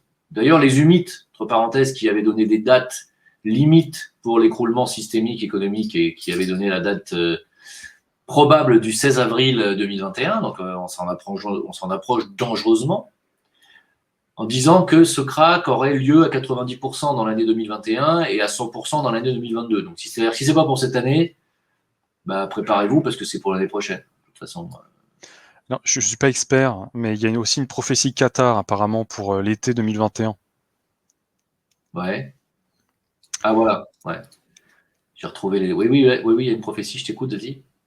Non, je la connais pas par cœur, mais essentiellement c'est ça, c'est sur un aspect un peu dystopique, un écroulement du système et son remplacement. Mais eux, c'est plutôt en version positive, quoi. C'est pas l'apocalypse au sens bordel. D'accord. Alors là, j'ai 3 vidéos à vous montrer. Si tu as quelque chose à montrer, vas-y. Hein, sinon, tu as quelque chose à montrer?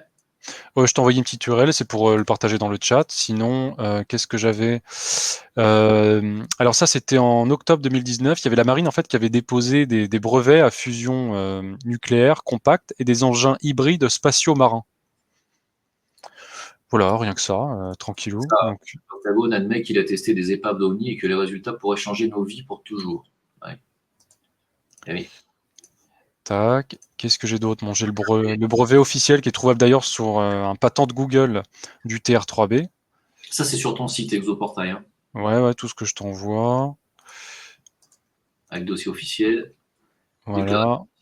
Okay. Le patent de Google du TR3B. Je vais envoyé. On a, pour moi, une des choses les plus intéressantes que Wikileaks n'a jamais divulgué. C'était en début 2019, je crois. Et en fait, ils avaient révélé en fait un document qui faisait référence à une base secrète des États-Unis sur la Lune, qui se serait fait dégommer par les communistes de l'époque. Ah ouais. Voilà. Voilà, il y a le lien de WikiLeaks, etc. Il y a tout ce qu'il faut. J'envoie ça. Pour ceux qui ont regardé mon live avec Anne Givaudan, et puisque vous savez que Anne Givaudan elle a la particularité de pouvoir faire de la sortie astrale, et elle a sorti dans son livre Alliance, où elle a visité, elle dit avoir visité la Lune, et avec son corps astral, bien sûr, pas physiquement, et avoir été témoin une base, hein, c'est une base sidérale, hein, selon elle. Et évidemment, il n'y a pas qu'elle qui le dit. Hein. Il y a énormément d'appareils. Pour les gens qui ont comment ça s'appelle, la longue vue, c'est quoi le nom de la longue vue pour regarder le télescope? Télescope. Oui, les gens qui ont des télescopes et qui regardent la Lune, ils vont prendre des photos assez fréquemment. Il y a énormément de mouvements sur la Lune. Alors, le TRB3 spatial, ouais. TR3B. On a aussi, ah oui, c'était énorme ça aussi, c'était en début 2019. En fait, il y a eu une demande de FOIA, donc c'est la Freedom Information Act, qui fait qu'en fait aux États-Unis, c'est pas mal, même si c'est un peu bridé, mais c'est pas mal parce qu'au bout de certaines années, on peut faire une demande à cet organisme-là pour la libération de telle information classée depuis un certain nombre d'années. Je crois que c'est 20 ou 30 ans à partir du moment où ça peut se déclencher. Et légalement, ils sont contraints de publier ça, sauf tout ce qui révèle de la sécurité nationale jusqu'à un certain niveau. Et il y a quelques 38 projets gouvernementaux qui ont été déclassifiés. Et notamment, les documents officiels montraient qu'il y a de l'argent du contribuable en masse qui a été dépensé pour faire des recherches dans des projets de moteurs à distorsion, de voyage par vortex, d'armes laser à haute énergie. Ça maintenant, ça commence à être connu, c'est même utilisé dans certaines armées, etc. Ça, ok.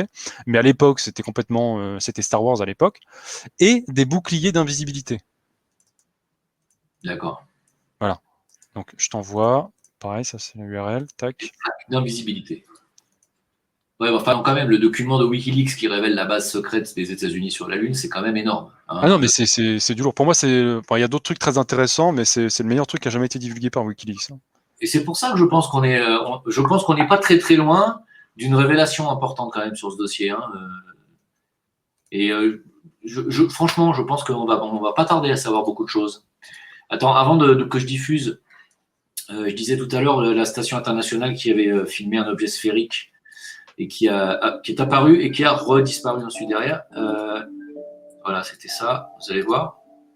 C'est assez intéressant. Je ne sais pas si vous voyez bien. Attends, je vais le mettre peut-être là. Ouais, c'est bon. Vous voyez le truc sphérique qui apparaît là, filmé depuis la station spatiale internationale. Alors pour ceux qui croiraient qu'il n'y a pas de station spatiale internationale et que la Terre est plate, vous faites fausse route. Hein. C'est pas la peine de venir sur ma chaîne. Donc vous voyez un petit peu la sphère qui apparaît là et qui va disparaître. Bizarre. Bon. Est-ce que c'était simplement un autre satellite qui est rentré, qui a foncé dans l'ombre? Possible. Il y a aussi le KGB qui a été en contact quand même et qui a découvert beaucoup de choses. Ah oui, on s'est beaucoup foutu de la gueule en Europe, tu sais, avec la sortie de Medvedev, lorsqu'il répondait à une question d'une journaliste en pensant que la caméra était coupée. Et que en fait, la journaliste pose la question à Medvedev en disant qu'est-ce qui se passe au sujet OVNI, est-ce qu'il y a le sujet extraterrestre est sérieux, etc.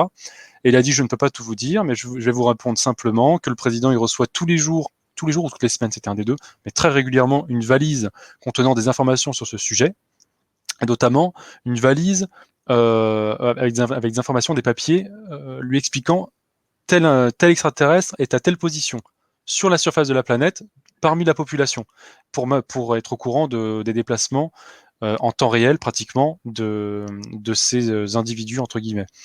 Et il a dit par contre je ne vous dirai pas combien il y en a parce que ça pourrait créer la panique. Ok. Après il a conclu si vous voulez en savoir plus, je vous renvoie vers le documentaire Men in Black. Et Canal+ s'était foutu de leur gueule en disant bah vous voyez qui déconne, ils citent Men in Black. Mais en fait, ces abrutis, bon, ils le savaient très bien, mais ils ne faisaient pas référence au film hollywoodien, qui encore, on pourrait en discuter, parce qu'il y a peut-être 2-3 éléments intéressants, mais du film hollywoodien Men in Black, mais ils faisaient référence au documentaire russe qui est apparu à la fin des années 90, tout début 2000, qui s'appelait Men in Black, et qui était tout un documentaire sur un crash d'OVNI, en fait. Ah ouais. Absolument. Ah mais Medvedev, bon voilà, je pense pas que ce soit spécialement, tu vois, les blagues carambars, c'est pas sa sauce quoi. C'est quelqu'un qui est assez sérieux. Le mec qui raconte ça, bon, tu le prends au sérieux quand même. Au minima, tu l'écoutes quoi. Alors oui, l'apparition dans le ciel, c'était en Arizona, qui a eu c'était fin mars. Ah oui, en Arizona. Ouais. Je me souviens des images. Ouais. Bon, chacun doit se faire son opinion là-dessus aussi, parce que bon, malheureusement, on n'a pas d'image hyper précise. Hein. C'est dommage. Hein. C'est effectivement extrêmement bizarre. Un truc très incandescent dans le ciel, et puis ensuite, on va le voir. Hein, je vais avancer un petit peu. Je crois qu'il faut zoomer un peu, parce que l'on voit vraiment que dalle. Voilà. Hein, c'est quand même étrange. On voit des lampes, hein, quand même. Bizarre, hein? Bizarre. C'est bizarre. Avec l'accent belge, c'est encore mieux. Hein. Alors, attends, je vais montrer ce que tu as mis. Tu m'as envoyé quoi, là, en dernier? C'était ce dont je parlais un petit peu avant. Ouais. Peut-être à balancer dans le chat. Ah, je peux pas y accéder. Je peux pas y accéder, je sais pas pourquoi. Ah bon? Non, ton lien, il est pas... Alors, je peux y accéder sur celui-là, mais je peux pas y accéder sur l'autre. Alors, pourquoi? Alors, sur le dernier, c'est bizarre, moi, je peux y accéder. Je te le remets si tu veux. Ah, c'est bon, ça y est. Les documents déclassifiés révèlent des projets du gouvernement sur les moteurs de distorsion, le bouclier d'invisibilité et les armes à laser à haute énergie. Voilà. Autrement dit, ils sont en train de créer des armes pour nous pulvériser plus facilement. Moi, je pense pas que ce soit pour nous pulvériser, enfin peut-être accessoirement, mais je pense que c'est dans le processus de guerre d'exopolitique et de statut de maintenir la quarantaine de la Terre, et donc il faut monter le niveau technique d'armement pour occuper le terrain, quoi, tu vois, pour maintenir le statut. C'est aussi simple que ça en fait. Hein. Mais ça, c'est pas des projets en cours. Hein. À mon avis, ça c'est la divulgation de choses qui existent depuis 30, 40, voire 50 ans. Alors, est-ce que tu penses que, parce que évidemment sur le chat ça plaisante, mais ça plaisante, ça dit aussi ça pose aussi des questions. Est-ce que tu penses qu'il y a des reptiliens qui sont parmi les hommes politiques ou les puissants de ce monde et qui ont pris une apparence humaine? Ou est-ce que simplement des humains sont en relation avec Déjà, le B, pour moi, c'est certain. Le A, ça peut se spéculer. Je pense qu'il y a des êtres humains parmi l'élite qui n'ont pas une âme humaine, par contre, qui ont un corps humain, mais leur âme n'est pas d'essence humaine. Elle est d'essence reptilienne, appelle ça Draco comme tu veux. Ça me parle beaucoup, beaucoup plus. Par contre, un truc elle est un peu à la V, tu vois, la série V, d'ailleurs que je conseille fortement, elle est très bien, la deuxième version. Je grince, je sais pas, je grince un peu des dents, mais je suis pas fermé. Je suis pas fermé. Oui, est-ce que tu as vu les révélations de la fille Kissinger? La révélation de la fille Kissinger, non. Ah, bon, je vais vous en mettre un petit bout, juste quelques secondes, parce que quand même, c'est quand même du lourd, moi je trouve. Je sais pas si moi je l'ai partagé sur VK et tout ça, mais attends, il faut que je le trouve. Voilà, c'est là. Bougez point. C'est cool la fibre quand même. C'est vrai que ça va plus vite. Ça va te changer la vie, ouais. Ah ouais. Enfin, ça marche toujours pas, mais c'est génial. Oui, alors la série V, moi j'avais bien aimé la première série V, la vieille série. J'ai bien aimé déjà. Ah. Pas la deuxième? Bah la deuxième, je me rappelle plus si je l'ai vue en fait.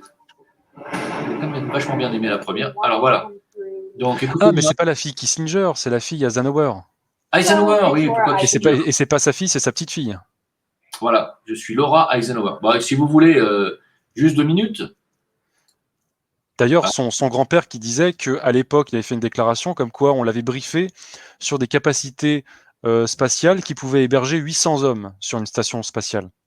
Ce sont ces mots, je cite mot pour mot. Donc, on va m'expliquer à l'époque qu'est-ce qui était capable d'héberger 800 hommes dans l'espace sublunaire. Bon, ça n'était pas possible techniquement, en tout cas officiellement. Alors, on va les faire parler. Je vais mettre le son pas trop fort parce que ça c'est de l'anglais, mais... I am just feeling something wanting to come through me tonight, and it has to do with a message I would like to send to folks like Bill Gates.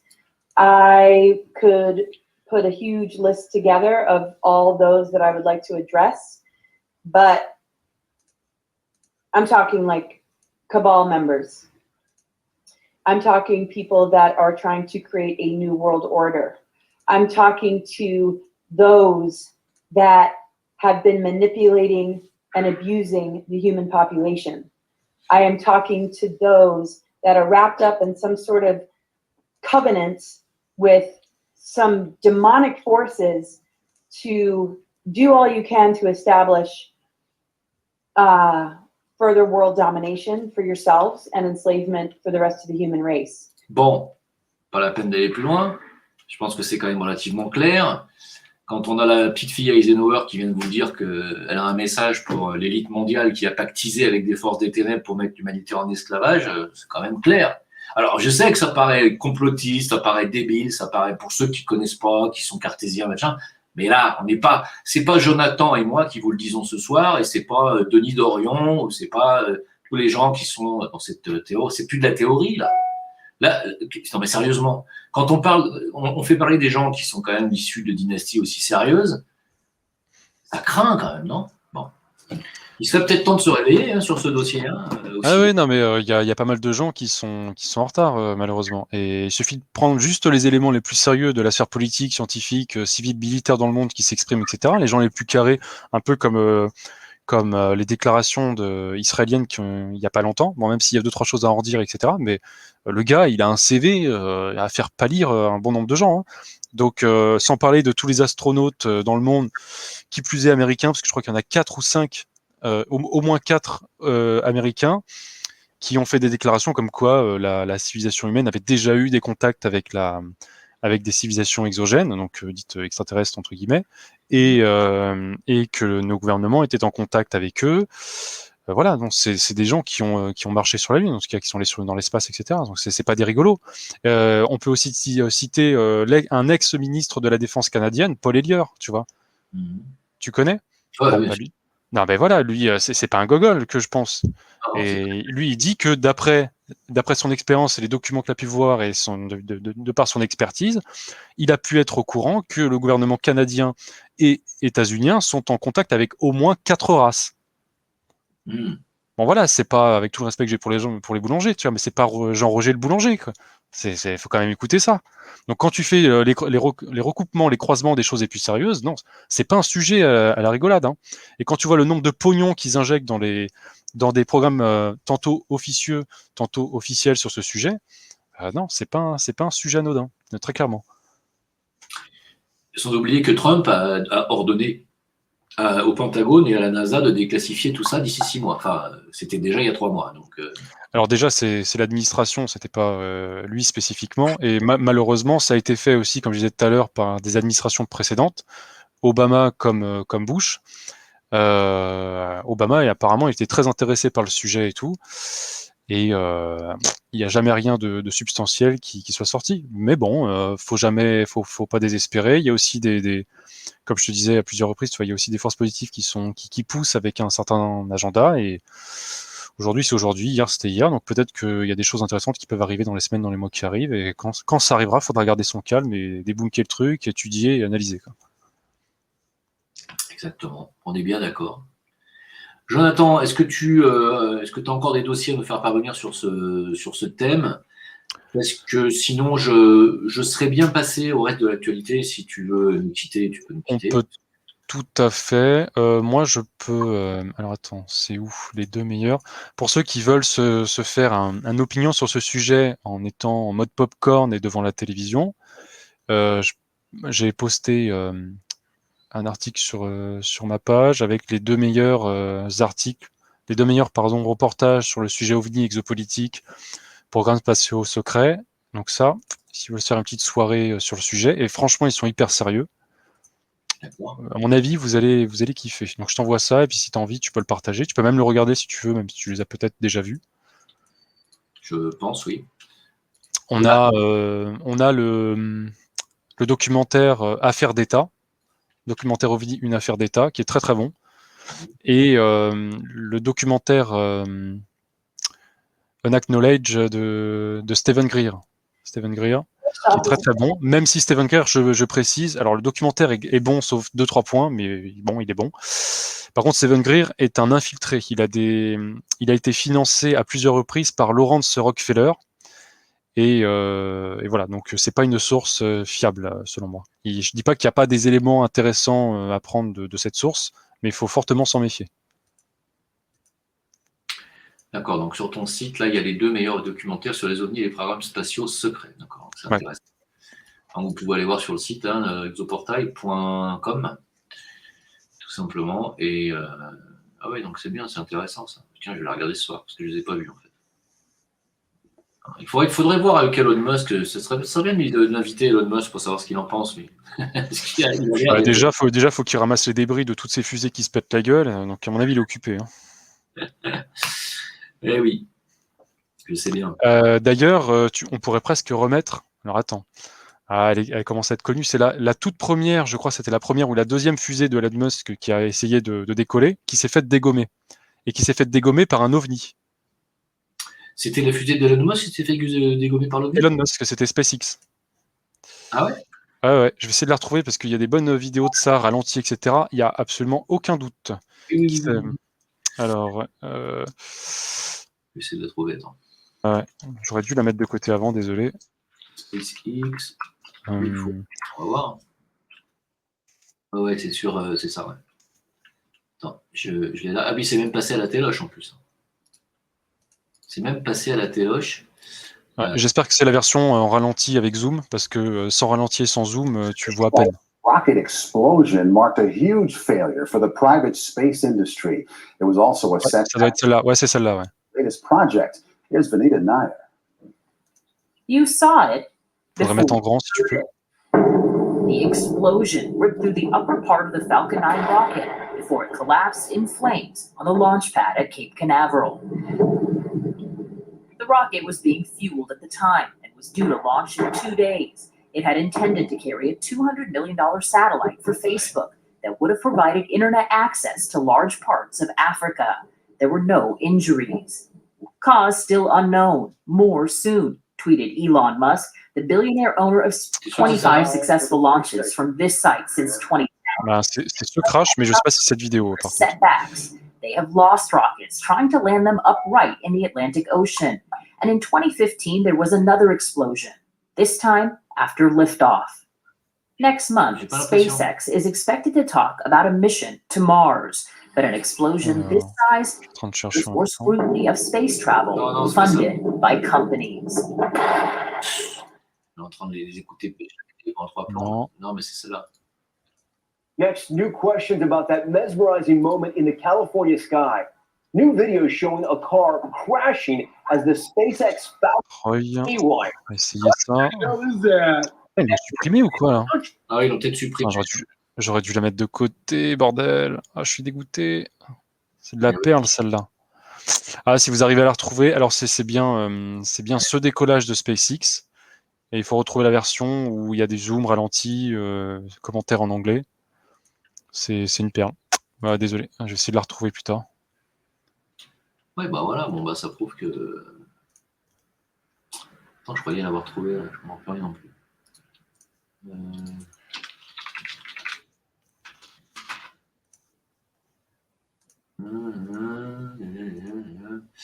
Ouais, apparemment, c'est plutôt censuré l'histoire.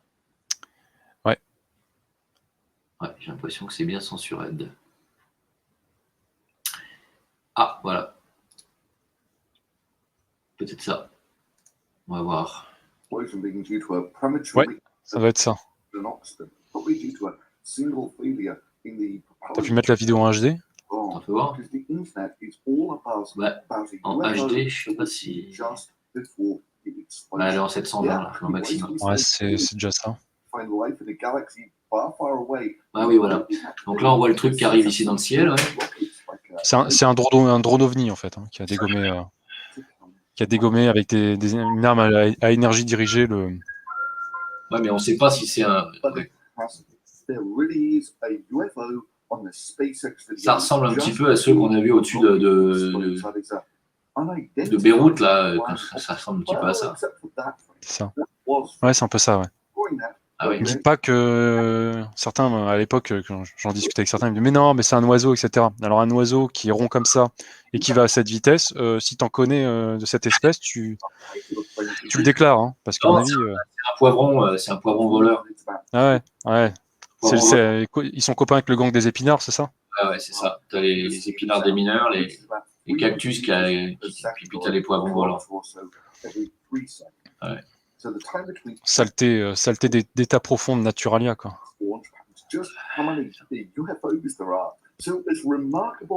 Ah ouais. Ah ouais, d'accord. Ça. Ah oui, ça va très vite quand même. Ah ouais, ça va super vite. Ça va même plus vite qu'un drone. Hein. Ah non, pas une araignée. Non. Philippe avec son araignée sur l'écran.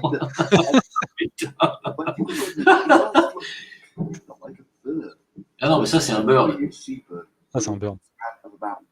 Ah mon Dieu, mais alors maintenant, c'est les oiseaux qui attaquent les. C'est quoi ces oiseaux qui attaquent les fusées là? Bref, enfin en tout cas, il y a énormément d'apparitions d'ovnis, aussi bien en sortie de volcans aussi, ou aussi bien sur les sites, par exemple à Fukushima, les sites nucléaires, il y a énormément d'apparitions d'ovnis aussi. Ouais, à Fukushima, il y a de belles vidéos. Il y avait des vidéos de cigares qui passaient proche de Fukushima, c'était assez impressionnant. Ouais, et les volcans, ouais, c'est connu. Ouais, il y a énormément de vidéos. Il y en a à l'appel hein, sur le sujet. Ouais, donc voilà, pour moi, c'est un sujet passionnant, majeur. Et à la base, moi, il y a pas mal d'années, il y a environ 10 ans, quand un pote m'en a parlé, très franchement, excuse-moi d'être vulgaire, mais je pissais allègrement sur ce sujet, ça me faisait marrer. Et en fait, au fur et à mesure de mon éveil, etc., quand je lisais certains écrits et je regardais certaines vidéos, conférences de certaines élites, je vois que ces élites, en fait, s'intéressent à ce sujet. Ils s'intéressent pas en tant que hobby, comme ça, le dimanche, entre 3 et 4. Non, c'est des passions. Donc je me dis, attends, non, si ces gars-là, ils s'intéressent à ça, c'est qu'il y a quelque chose, quoi. Ouais, Donc tu te renseignes, tu regardes, tu lis, etc. Et non, c'est majeur, en fait. C'est vraiment nodal, ce sujet. Bien sûr, et puis surtout, c'est muselé, donc c'est bien qu'il y a quelque chose. C'est surtout ça le truc aussi. C'est ce qui met un peu la puce à l'oreille, c'est qu'il y a un muselage. Quoi. Ah oui, là, la défense européenne, l'agence européenne de la défense qui dit que bon voilà, non, c'est bon, on va censurer maintenant tout ce qui est ovni extraterrestre, on va censurer. Bon c'est une forme d'aveu, hein. Bah, bien sûr. C'est comme le truc qui sort du volcan Popocatépetl. Popocatépetl. Tu sais? À tes souhaits. Ouais, je vois. C'est au Pérou, ça, non? Popocatépetl, ou c'est où? Bah, ça aussi, c'était passé à la téloge, d'ailleurs. Sympathique, les présentatrices au Pérou. Et donc, ah oui, en fait, l'OVNI, c'est elle, en fait. Non, mais attends. Porque nadie ha podido explicar el raro fenómeno. Busque por sí mismo aquí las imágenes. Si. Un cilindro muy brillante y con bordes definidos parece introducirse en las entrañas del Popo, como se conoce popularmente a este volcán. En cámara lenta y en tomas más cercanas, se puede ver que el objeto no deja una estela de luz y humo, por lo que los expertos que examinaron las imágenes descartaron que se tratara de material incandescente escupido por el volcán y que haya retornado en caída libre. Ah, c'est quand même... C'est un volcan, un UFO mexicano qui est rentré dans les couloirs del volcano. Ah, alors j'ai le fact-checking de 20 minutes qui vient de m'envoyer un mail, c'est un oiseau, donc affaire classée. Ah bon? Ouais, voilà. Un oiseau qui vole à 2000 km/h? Ne posez pas de questions, complotiste. D'accord. Ah bah s'il y a des oiseaux qui volent à 2000... Un oiseau qui vole à 2000 km/h, à mon avis, il est fatalement génétiquement modifié. Oui. Il a déjà reçu le vaccin. Ah oui, c'est bon, on est sur des lives, là, c'est bon, je peux le lire. Hein? Ah oui. Et alors, donc, oui, c'était quoi? Fukushima aussi, c'était énorme, Fukushima. C'était gigantesque. Mais il n'y a pas que Fukushima, c'est tous les lieux où il y a de la radioactivité, en fait. Hein. Ils sont là pour modérer, à mon avis, ces catastrophes nucléaires. Oui, Tchernobyl, il y a eu énormément d'observations et tout, c'était...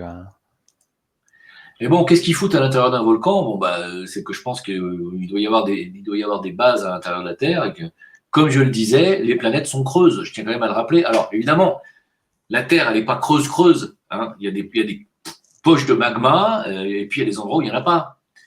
Mais par exemple, la Lune, elle est creuse. La Lune, on sait qu'elle résonne comme une cloche. Hein. C'est des expériences qu'on soi-disant ont fait la NASA et qui nous ont dit qu'elle a résonné pendant des heures quand on a frappé à sa surface. Alors, c'est pas la NASA, je crois que faudra vérifier, mais je crois que c'est des scientifiques russes, en fait.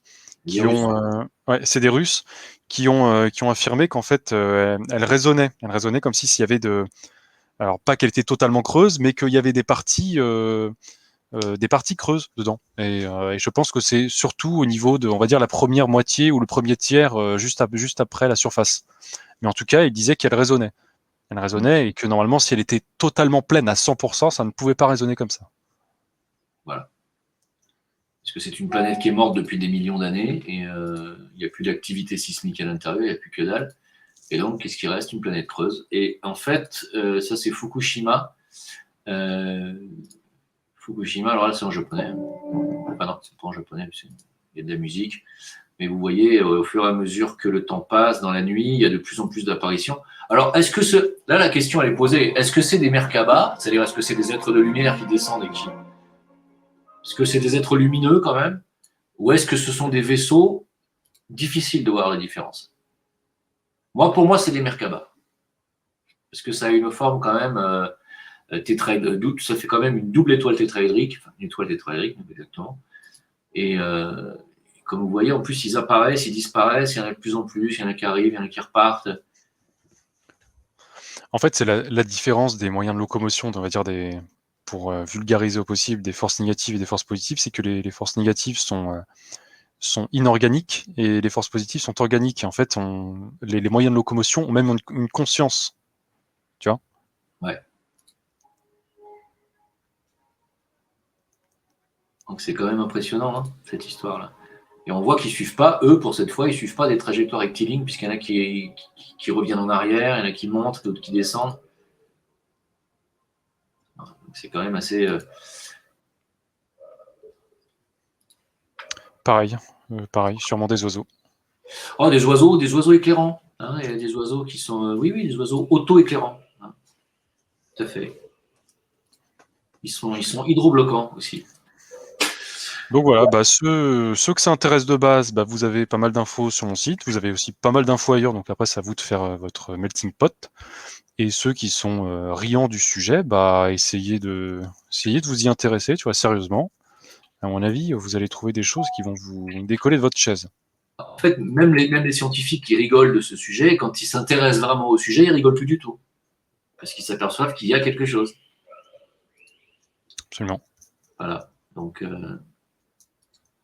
Oui, alors, c'était aussi... c'est dommage parce que je l'ai perdu, en fait. Je sais que je l'ai, cette vidéo, mais je ne sais pas où elle est. Bref. Bon, écoutez, mes amis, sur ce sujet, je pense qu'on a fait le tour. Si vous avez des questions, allez-y. Jonathan est encore là quelques minutes. Je pense qu'il va aller se coucher. Il avait mal à la tête tout à l'heure. Ouais, je vais y aller après. Ah, j'ai dit ça au pif. Est-ce que le Mordor va ouvrir une brèche intertemporelle et va nous avaler? Ça, c'est un fan du Seigneur des Anneaux. Tu t'es trompé de série, je crois. En fait, ils n'ont pas de questions parce que, en fait, je crois qu'ils s'en foutent en fait sur le chat. Ok, d'accord. Bon, écoutez, si vous en foutez, on va aller se prendre un petit thé et puis voilà. Non, mais ce que je vais faire, c'est que pensez-vous des abductions? Question qui vient, on en a parlé tout à l'heure. On a parlé beaucoup du dossier abduction. Hein. C'est énorme. Alors pourquoi oui, la question qu'on pourrait poser, c'est pourquoi il y en a eu 95% aux États-Unis et très très peu dans le reste du monde? C'est la question qu'il faut se poser. La question, c'est qu'il y a une notion aussi de libre arbitre et que c'est peu probable, mais ça s'est déjà arrivé par le passé, donc ils n'avaient pas spécialement envie de voir leur ovni abattu intentionnellement ou accidentellement. Donc ils ont établi des partenariats avec la faction de la cabale qui était implantée dans les gouvernements. Et donc aux États-Unis, le partenariat, tu vois, le smart contract, il était assez large, quoi, tu vois. Donc c'est là où a pu se faire la majorité des abductions, mais c'est pas l'intégralité, hein, mais c'est vrai que c'est une grosse partie. Parce que le gouvernement a donné un blanc-seing pratiquement. Voilà. La question, est-ce que les Dracos ont un rapport avec les dinosaures? On l'a répondu tout à l'heure aussi. Hein. En tout cas, de ma grille de lecture à moi, je dis pas que c'est forcément que ça comme interprétation possible, mais il y a une faction qui est native de la Terre et il y a une faction qui est exogène. Aussi, la question c'est, alors ils y sont allés sur la Lune ou pas? Écoute, moi, selon moi, après Jonathan y répondra s'il veut, moi, selon moi, ils y sont allés, mais pas avec les missions Apollo. Pareil, ils y sont allés bien avant Apollo, et que Apollo servait d'opération de marketing, de propagande et de couverture pour les programmes spatiaux officieux, programmes spatiaux secrets. Et par contre, les images que nous, on a récupérées, ce sont des images... c'est un amalgame de pas mal de choses, c'est un amalgame de vraies images, un amalgame de montage en studio, et c'est un amalgame aussi de parties qui ont été supprimées, en fait, de vraies images qui ont été supprimées. Donc c'est 3 aspects qu'on a réunis en une seule, et ça a donné les films. Ouais. Ça a été filmé à Oran chez Bénichou, comme dirait Diodo.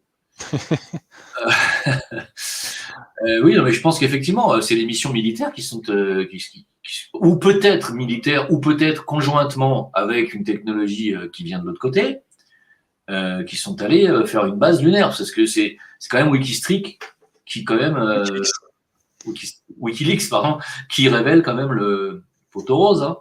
Absolument. Une voie américaine sur la Lune, quand même. Hein, donc, bon. Qu'est-ce que tu penses, Jonathan, question pour toi, de l'activité sur Mars?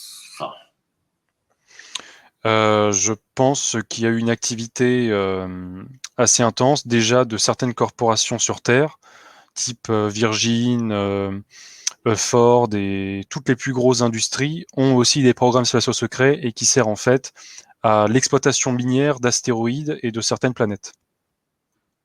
Donc Mars en fait partie. Certains disent qu'il y a eu des bases sur Mars avec peut-être des esclaves amenés là-bas, etc. Dans l'absolu, c'est tout à fait possible. J'ai pas des masses d'informations par rapport à ça. Par contre, pour le premier point que j'ai évoqué, on est beaucoup plus sur une certitude puisque Obama, tout à la fin de son mandat, avait passé une loi pour donner une immunité juridique aux entreprises qui faisaient de l'exploitation minière spatiale. Ok, cette immunité juridique arrive à terme jusqu'en 2024 ou 2025. C'est une des 2 années. Chouette. On va pouvoir y aller alors. Que pensez-vous du mont Boukéji, je ne sais pas comment ça se prononce, Boukéji, À tes souhaits. et la bibliothèque qui le renferme? Je connais pas trop le sujet. Ouais, c'est. Moi, je suis. Je sais pas, pour l'instant, ça me parle pas ce truc. C'est la bibliothèque tibétaine ou quelque chose comme ça, non? C'est pas ça? Non. Le mont Boukéji, c'est en Europe, là. Attends, où est-ce que c'est déjà? C'est en Serbie ou je sais plus quoi. Ah non, je confonds alors. Ouais, c'est ça. Non, c'est en Roumanie. C'est en Roumanie. Le mont je sais pas, comme Boukéji, je pense. Je sais pas si vous voyez là. Attends, je partage pas l'écran, vous pouvez pas voir. C'est ça le mont Boukéji. C'est sympa, hein. C'est beau. Ça, c'est des grottes qui ont été creusées à l'intérieur de la montagne, et donc il y aurait une barrière énergétique semi-sphérique à l'intérieur, etc. Non, c'est intéressant. Mais il faut vraiment qu'on s'y intéresse de près. Voilà. Alors, est-ce que c'était la maison de Dracula? Moi, je ne sais pas. Non, je rigole. Non, mais il faut qu'on s'y intéresse de près. Je peux pas répondre. Je ne connais pas le dossier. Ensuite, question. Et la mort du mari de la reine d'Angleterre. Qu'en pensez-vous?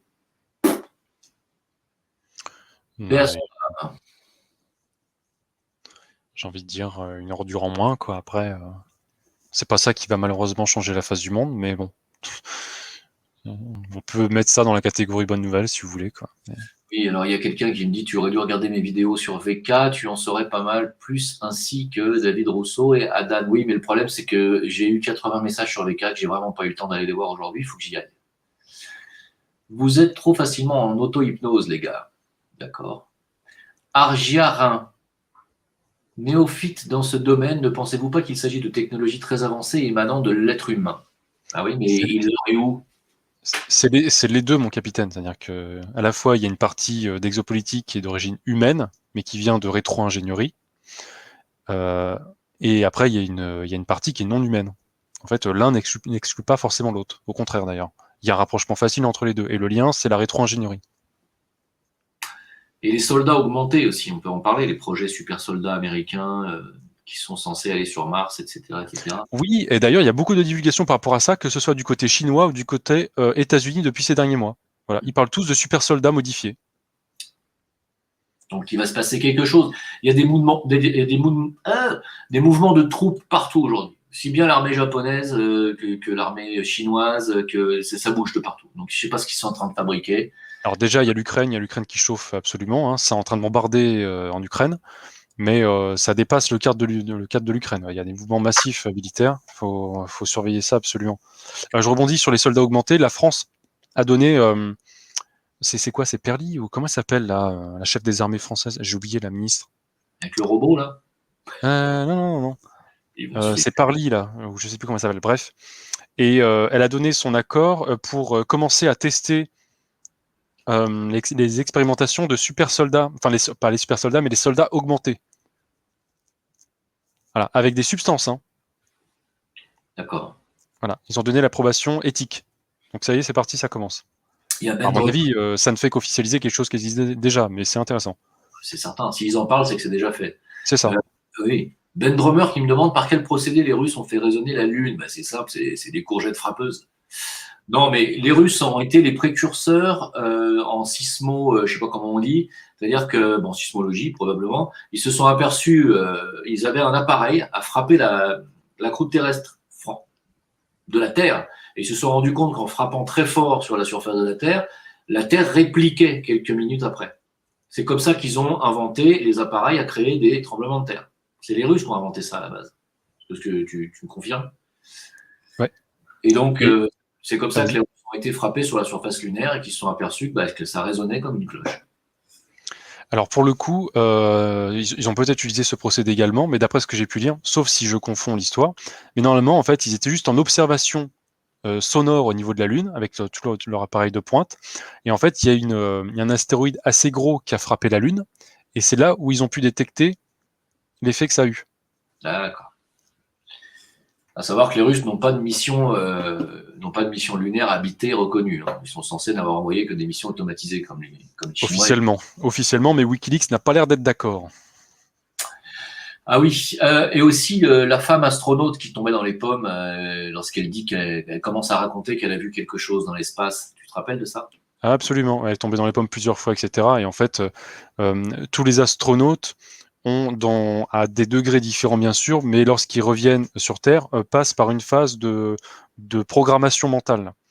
Et en fait, lorsqu'ils abordent certains sujets ou certains mots-clés, bon, là c'est un effet parmi d'autres, mais ils peuvent tomber dans les pommes, ou ça peut être une autre affection qui les touche, pour éviter qu'ils parlent. Alors, est-ce que la reine Elisabeth est une reptilienne, comme le dit David Icke? Mais pour David Icke, tout le monde est reptilien. Donc, Ouais, mais David Icke, moi, il y a certaines choses qu'il a racontées depuis des années. Franchement, c'est intéressant.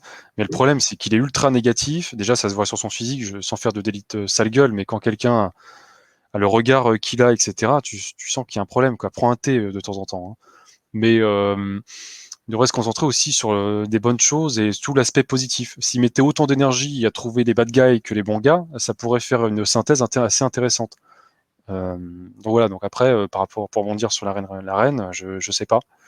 Au minima, l'âme qui est dedans, à mon avis, n'est pas d'origine humaine. Hein. On est plutôt sur du petit lézard. Mais après, est-ce qu'elle-même, tu vois, elle peut changer de forme, ce qu'on appelle du shape-shifting ou je ne sais quoi, ça, je sais pas. Ça, c'est un peu la rhétorique de David Icke, je sais pas. En soi, c'est peut-être possible, hein. Mais moi, je suis pas exactement sur cette ligne-là. Il faut savoir que les lignées royales et les lignées dites de royales nobles, etc., sont d'un sang d'une certaine qualité et qu'on les appelait, d'ailleurs à la Renaissance en France, on les appelait les êtres au sang bleu, on les appelait les sangs bleus, les familles nobles. Et le sang bleu, c'est parce qu'on disait qu'ils avaient le sang bleu. Quand on leur faisait une prise de sang, ils avaient vraiment le sang qui était presque noir, qui n'était pas rouge. Et donc c'est comme ça qu'est venue la légende des familles royales et nobles qui auraient le sang bleu. Mais il y en a qui ont expliqué ça du fait qu'ils étaient tout le temps assis, qu'ils marchaient jamais, qu'ils étaient toujours portés même pour faire 3 mètres, et qu'ils oxygénaient donc jamais leur sang, donc il n'y avait pas assez d'oxygène dans le sang pour que ce soit rouge, etc. Mais d'autres disent que c'est parce qu'ils viennent d'une lignée justement reptilienne et que les reptiles ont sang bleu. Alors, est-ce que la reine d'Angleterre a le sang bleu? J'en sais que dalle. Est-ce que c'est une reptilienne? On n'en sait rien. Une chose est certaine, c'est que c'est pas une sainte. Voilà. Elle ne sera pas canonisée. Ça, c'est clair. Non, mais voilà. Quel est le but principal des Dracos avec l'élite politique? On en a parlé déjà. Hein. Que pensez-vous des trous noirs? Moi, j'ai déjà donné là-dessus. Hein. J'ai déjà dit ce que j'en pensais des trous noirs. Si tu veux parler là-dessus, Jonathan, vas-y, mais. Non, j'ai pas vraiment de conclusion. Pour moi, c'est. Je spécule, hein, mais peut-être que le trou noir, ça serait l'entrée et que le trou de verre serait la sortie. Pourquoi les extraterrestres sont entrés en contact avec Israël et les États-Unis et pas le Tibet et l'Éthiopie? Ah, elle est là la question, mon ami. Elle est là la question. Elle est biblique, la réponse. Elle est biblique. Oh, il faut lire la Bible. La Bible, elle n'est pas éthiopienne, elle n'est pas tibétaine. Si tu lis la Bible, tu vas voir que c'est un récit de science-fiction. C'est que des rencontres, c'est vrai, hein, c'est que de l'ingérence extraterrestre, des vaisseaux qui atterrissent de partout. C'est que ça. Donc, il faut relire la Bible. Axel Nielsen, connaissez-vous le livre secret russe des races extraterrestres qui recense des dizaines d'extraterrestres avec leur description? Ah, non, je connais pas. Tu connais, toi, Jonathan? Non, je connais pas, non.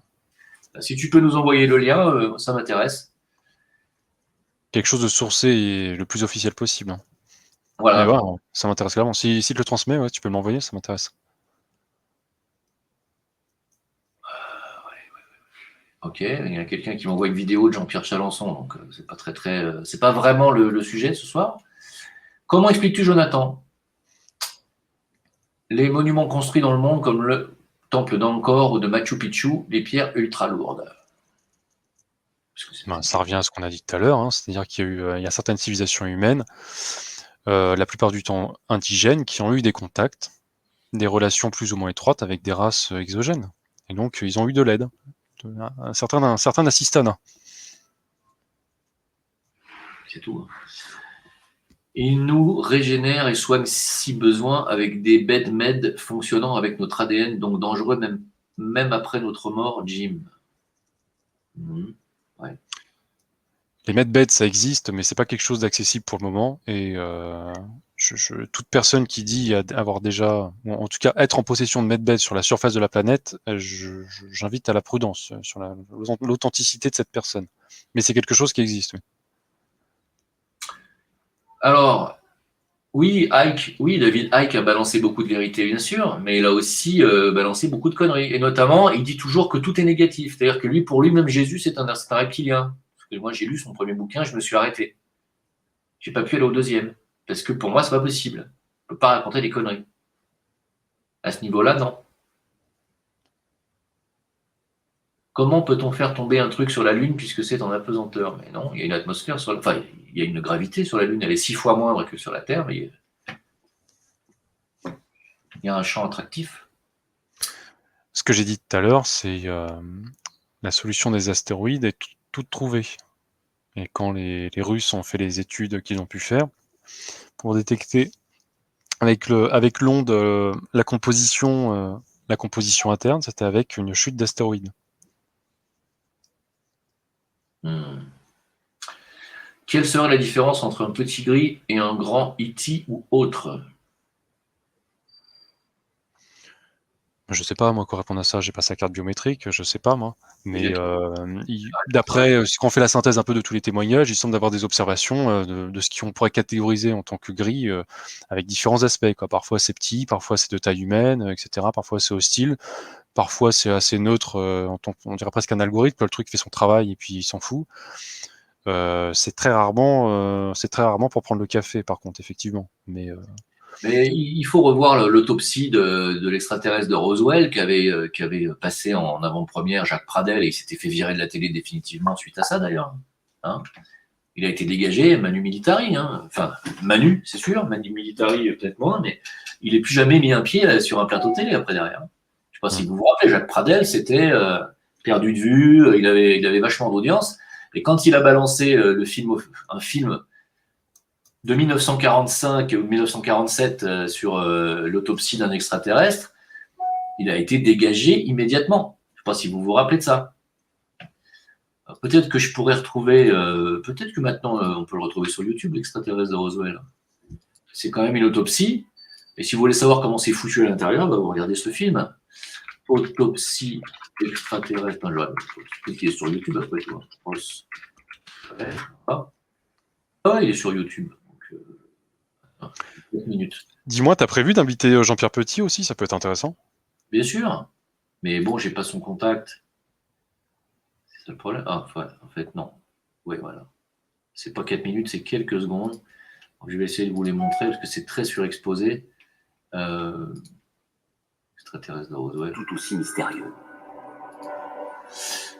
En 1947, il avait photographié le crash d'un appareil. Il ne savait pas si c'était un vaisseau spatial ou une soucoupe volante. Son travail était de photographier la récupération de l'objet et la suite des événements, notamment les autopsies.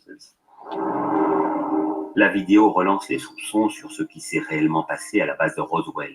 Bon, bah ça, comme ça, vous pouvez le retrouver. Peut-être que là, il débunk qui font passer le truc pour un hoax, mais pour moi, c'est pas un hoax. D'ailleurs, c'est tellement pas un hoax que quand j'ai vu la cassette vidéo était sortie dans les grandes surfaces avant de passer à la télévision.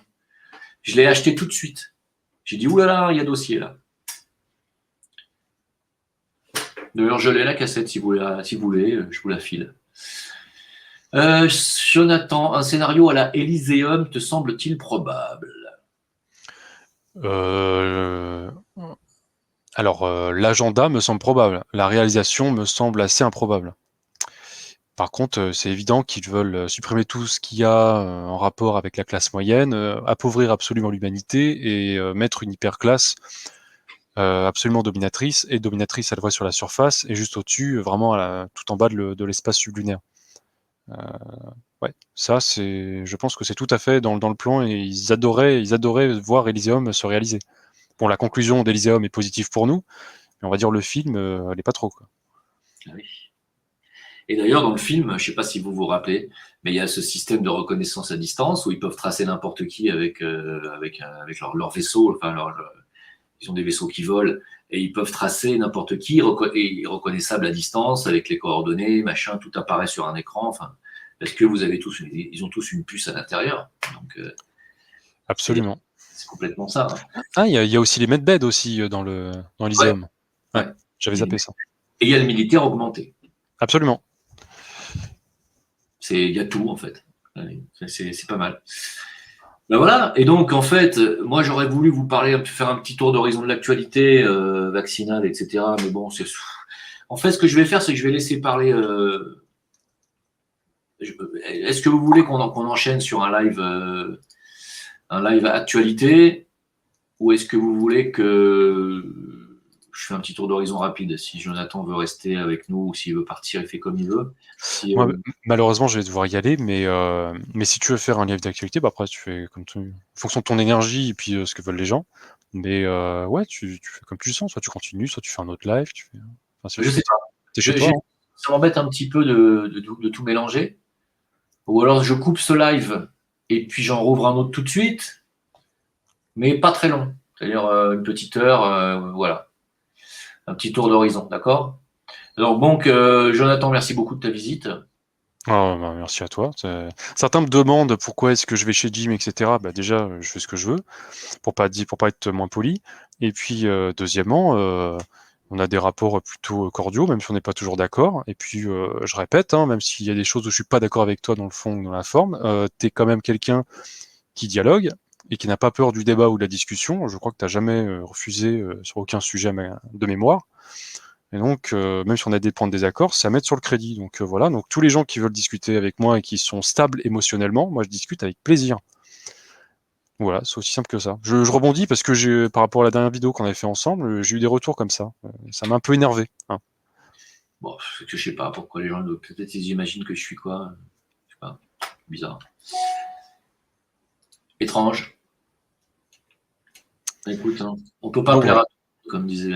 Oui, non, mais je sais. Bah, justement, c'est d'ailleurs un signe, parce que si tu faisais consensus, ce serait inquiétant d'ailleurs.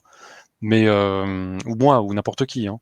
Mais voilà, non, c'était juste pour recadrer ça. C'était très minoritaire. Mais j'en ai eu quelques-uns. C'est drôle que les gens, moi ça me fait un petit peu, comment dire, je m'en fous honnêtement, mais que les gens préfèrent aller voir des chaînes qui font du buzz positif et qui mentent depuis des mois parce que d'un coup ça leur donne un faux espoir. C'est eux, mais moi je leur donne pas des faux espoirs aux gens. Je suis désolé, je dis les choses telles qu'elles sont et il y en a beaucoup qui s'appelaient pas. C'est comme ça. C'est leur problème, c'est pas le mien. N'est-ce pas? Donc, me lance pas sur le sujet du cul sur la commode parce que c'est très bien que moi sur ce sujet je sors le lance-flamme donc. Non, mais il n'y a pas que ce sujet-là, mais c'est vrai que globalement, c'est un petit peu, même parmi les mails que je reçois, c'est la critique qui revient le plus souvent, c'est ouais, vous voyez tout en noir. Mais je ne vois pas tout en noir. Il n'y a que du noir. C'est pas la même chose. Il y a 99% de trucs, c'est que des trucs absolument. Et en plus, des trucs qui ne sont même pas dits dans les médias mainstream. C'est-à-dire que les médias mainstream essayent d'enjoliver les choses et de vous dire, bon, bah, on va s'en sortir, on va ci, on va ça, mais quand tu regardes vraiment ce qu'il y a derrière, tu t'aperçois que c'est du mensonge, de la manipulation, et qu'il n'y a pas d'échappatoire. Que leur plan, il est déjà écrit et qu'il est sombre. Et aujourd'hui, tout le monde commence à dire, ah, mais non, mais il y a un plan, en fait, c'est une pandémie, bah oui, bah, ça fait 1 an que je le dis. Alors, si tu préfères aller trouver du buzz positif chez Mon cul sur la commode ou boum, boum, boum, boum, boum, vas-y. Mais je suis désolé, moi, j'ai jamais menti aux gens. Voilà. J'ai toujours dit ce que je voyais. Après, si tu veux des bonnes nouvelles, bon là on va pas partir sur la géopolitique ou l'actu, mais va sur mon site les derniers articles publiés. Ces derniers jours, il y a quelques bonnes nouvelles quand même. Et c'est pas des petits trucs. Ouais. Mais rien ne t'empêche d'en parler. Non, bon, on va tout mélanger, puis après on va repartir sur 20-30 minutes. Alors, je serai avec plaisir, mais il va falloir que j'y aille malheureusement. Et ben alors la prochaine fois. Ah, avec grand plaisir. Ok, Jonah, bah écoute, bonne nuit à toi. Pour tous les autres, je coupe ce live et j'en réouvre un 2 minutes après, les nouvelles qui fâchent numéro 34. Ah, ou 35, je sais plus. 34, je crois. Allez, merci à toi, Jonathan. Je te remercie beaucoup. Merci pour l'écoute. Ciao, ciao. Bonne soirée. Ciao. Je coupe. Ça fait partie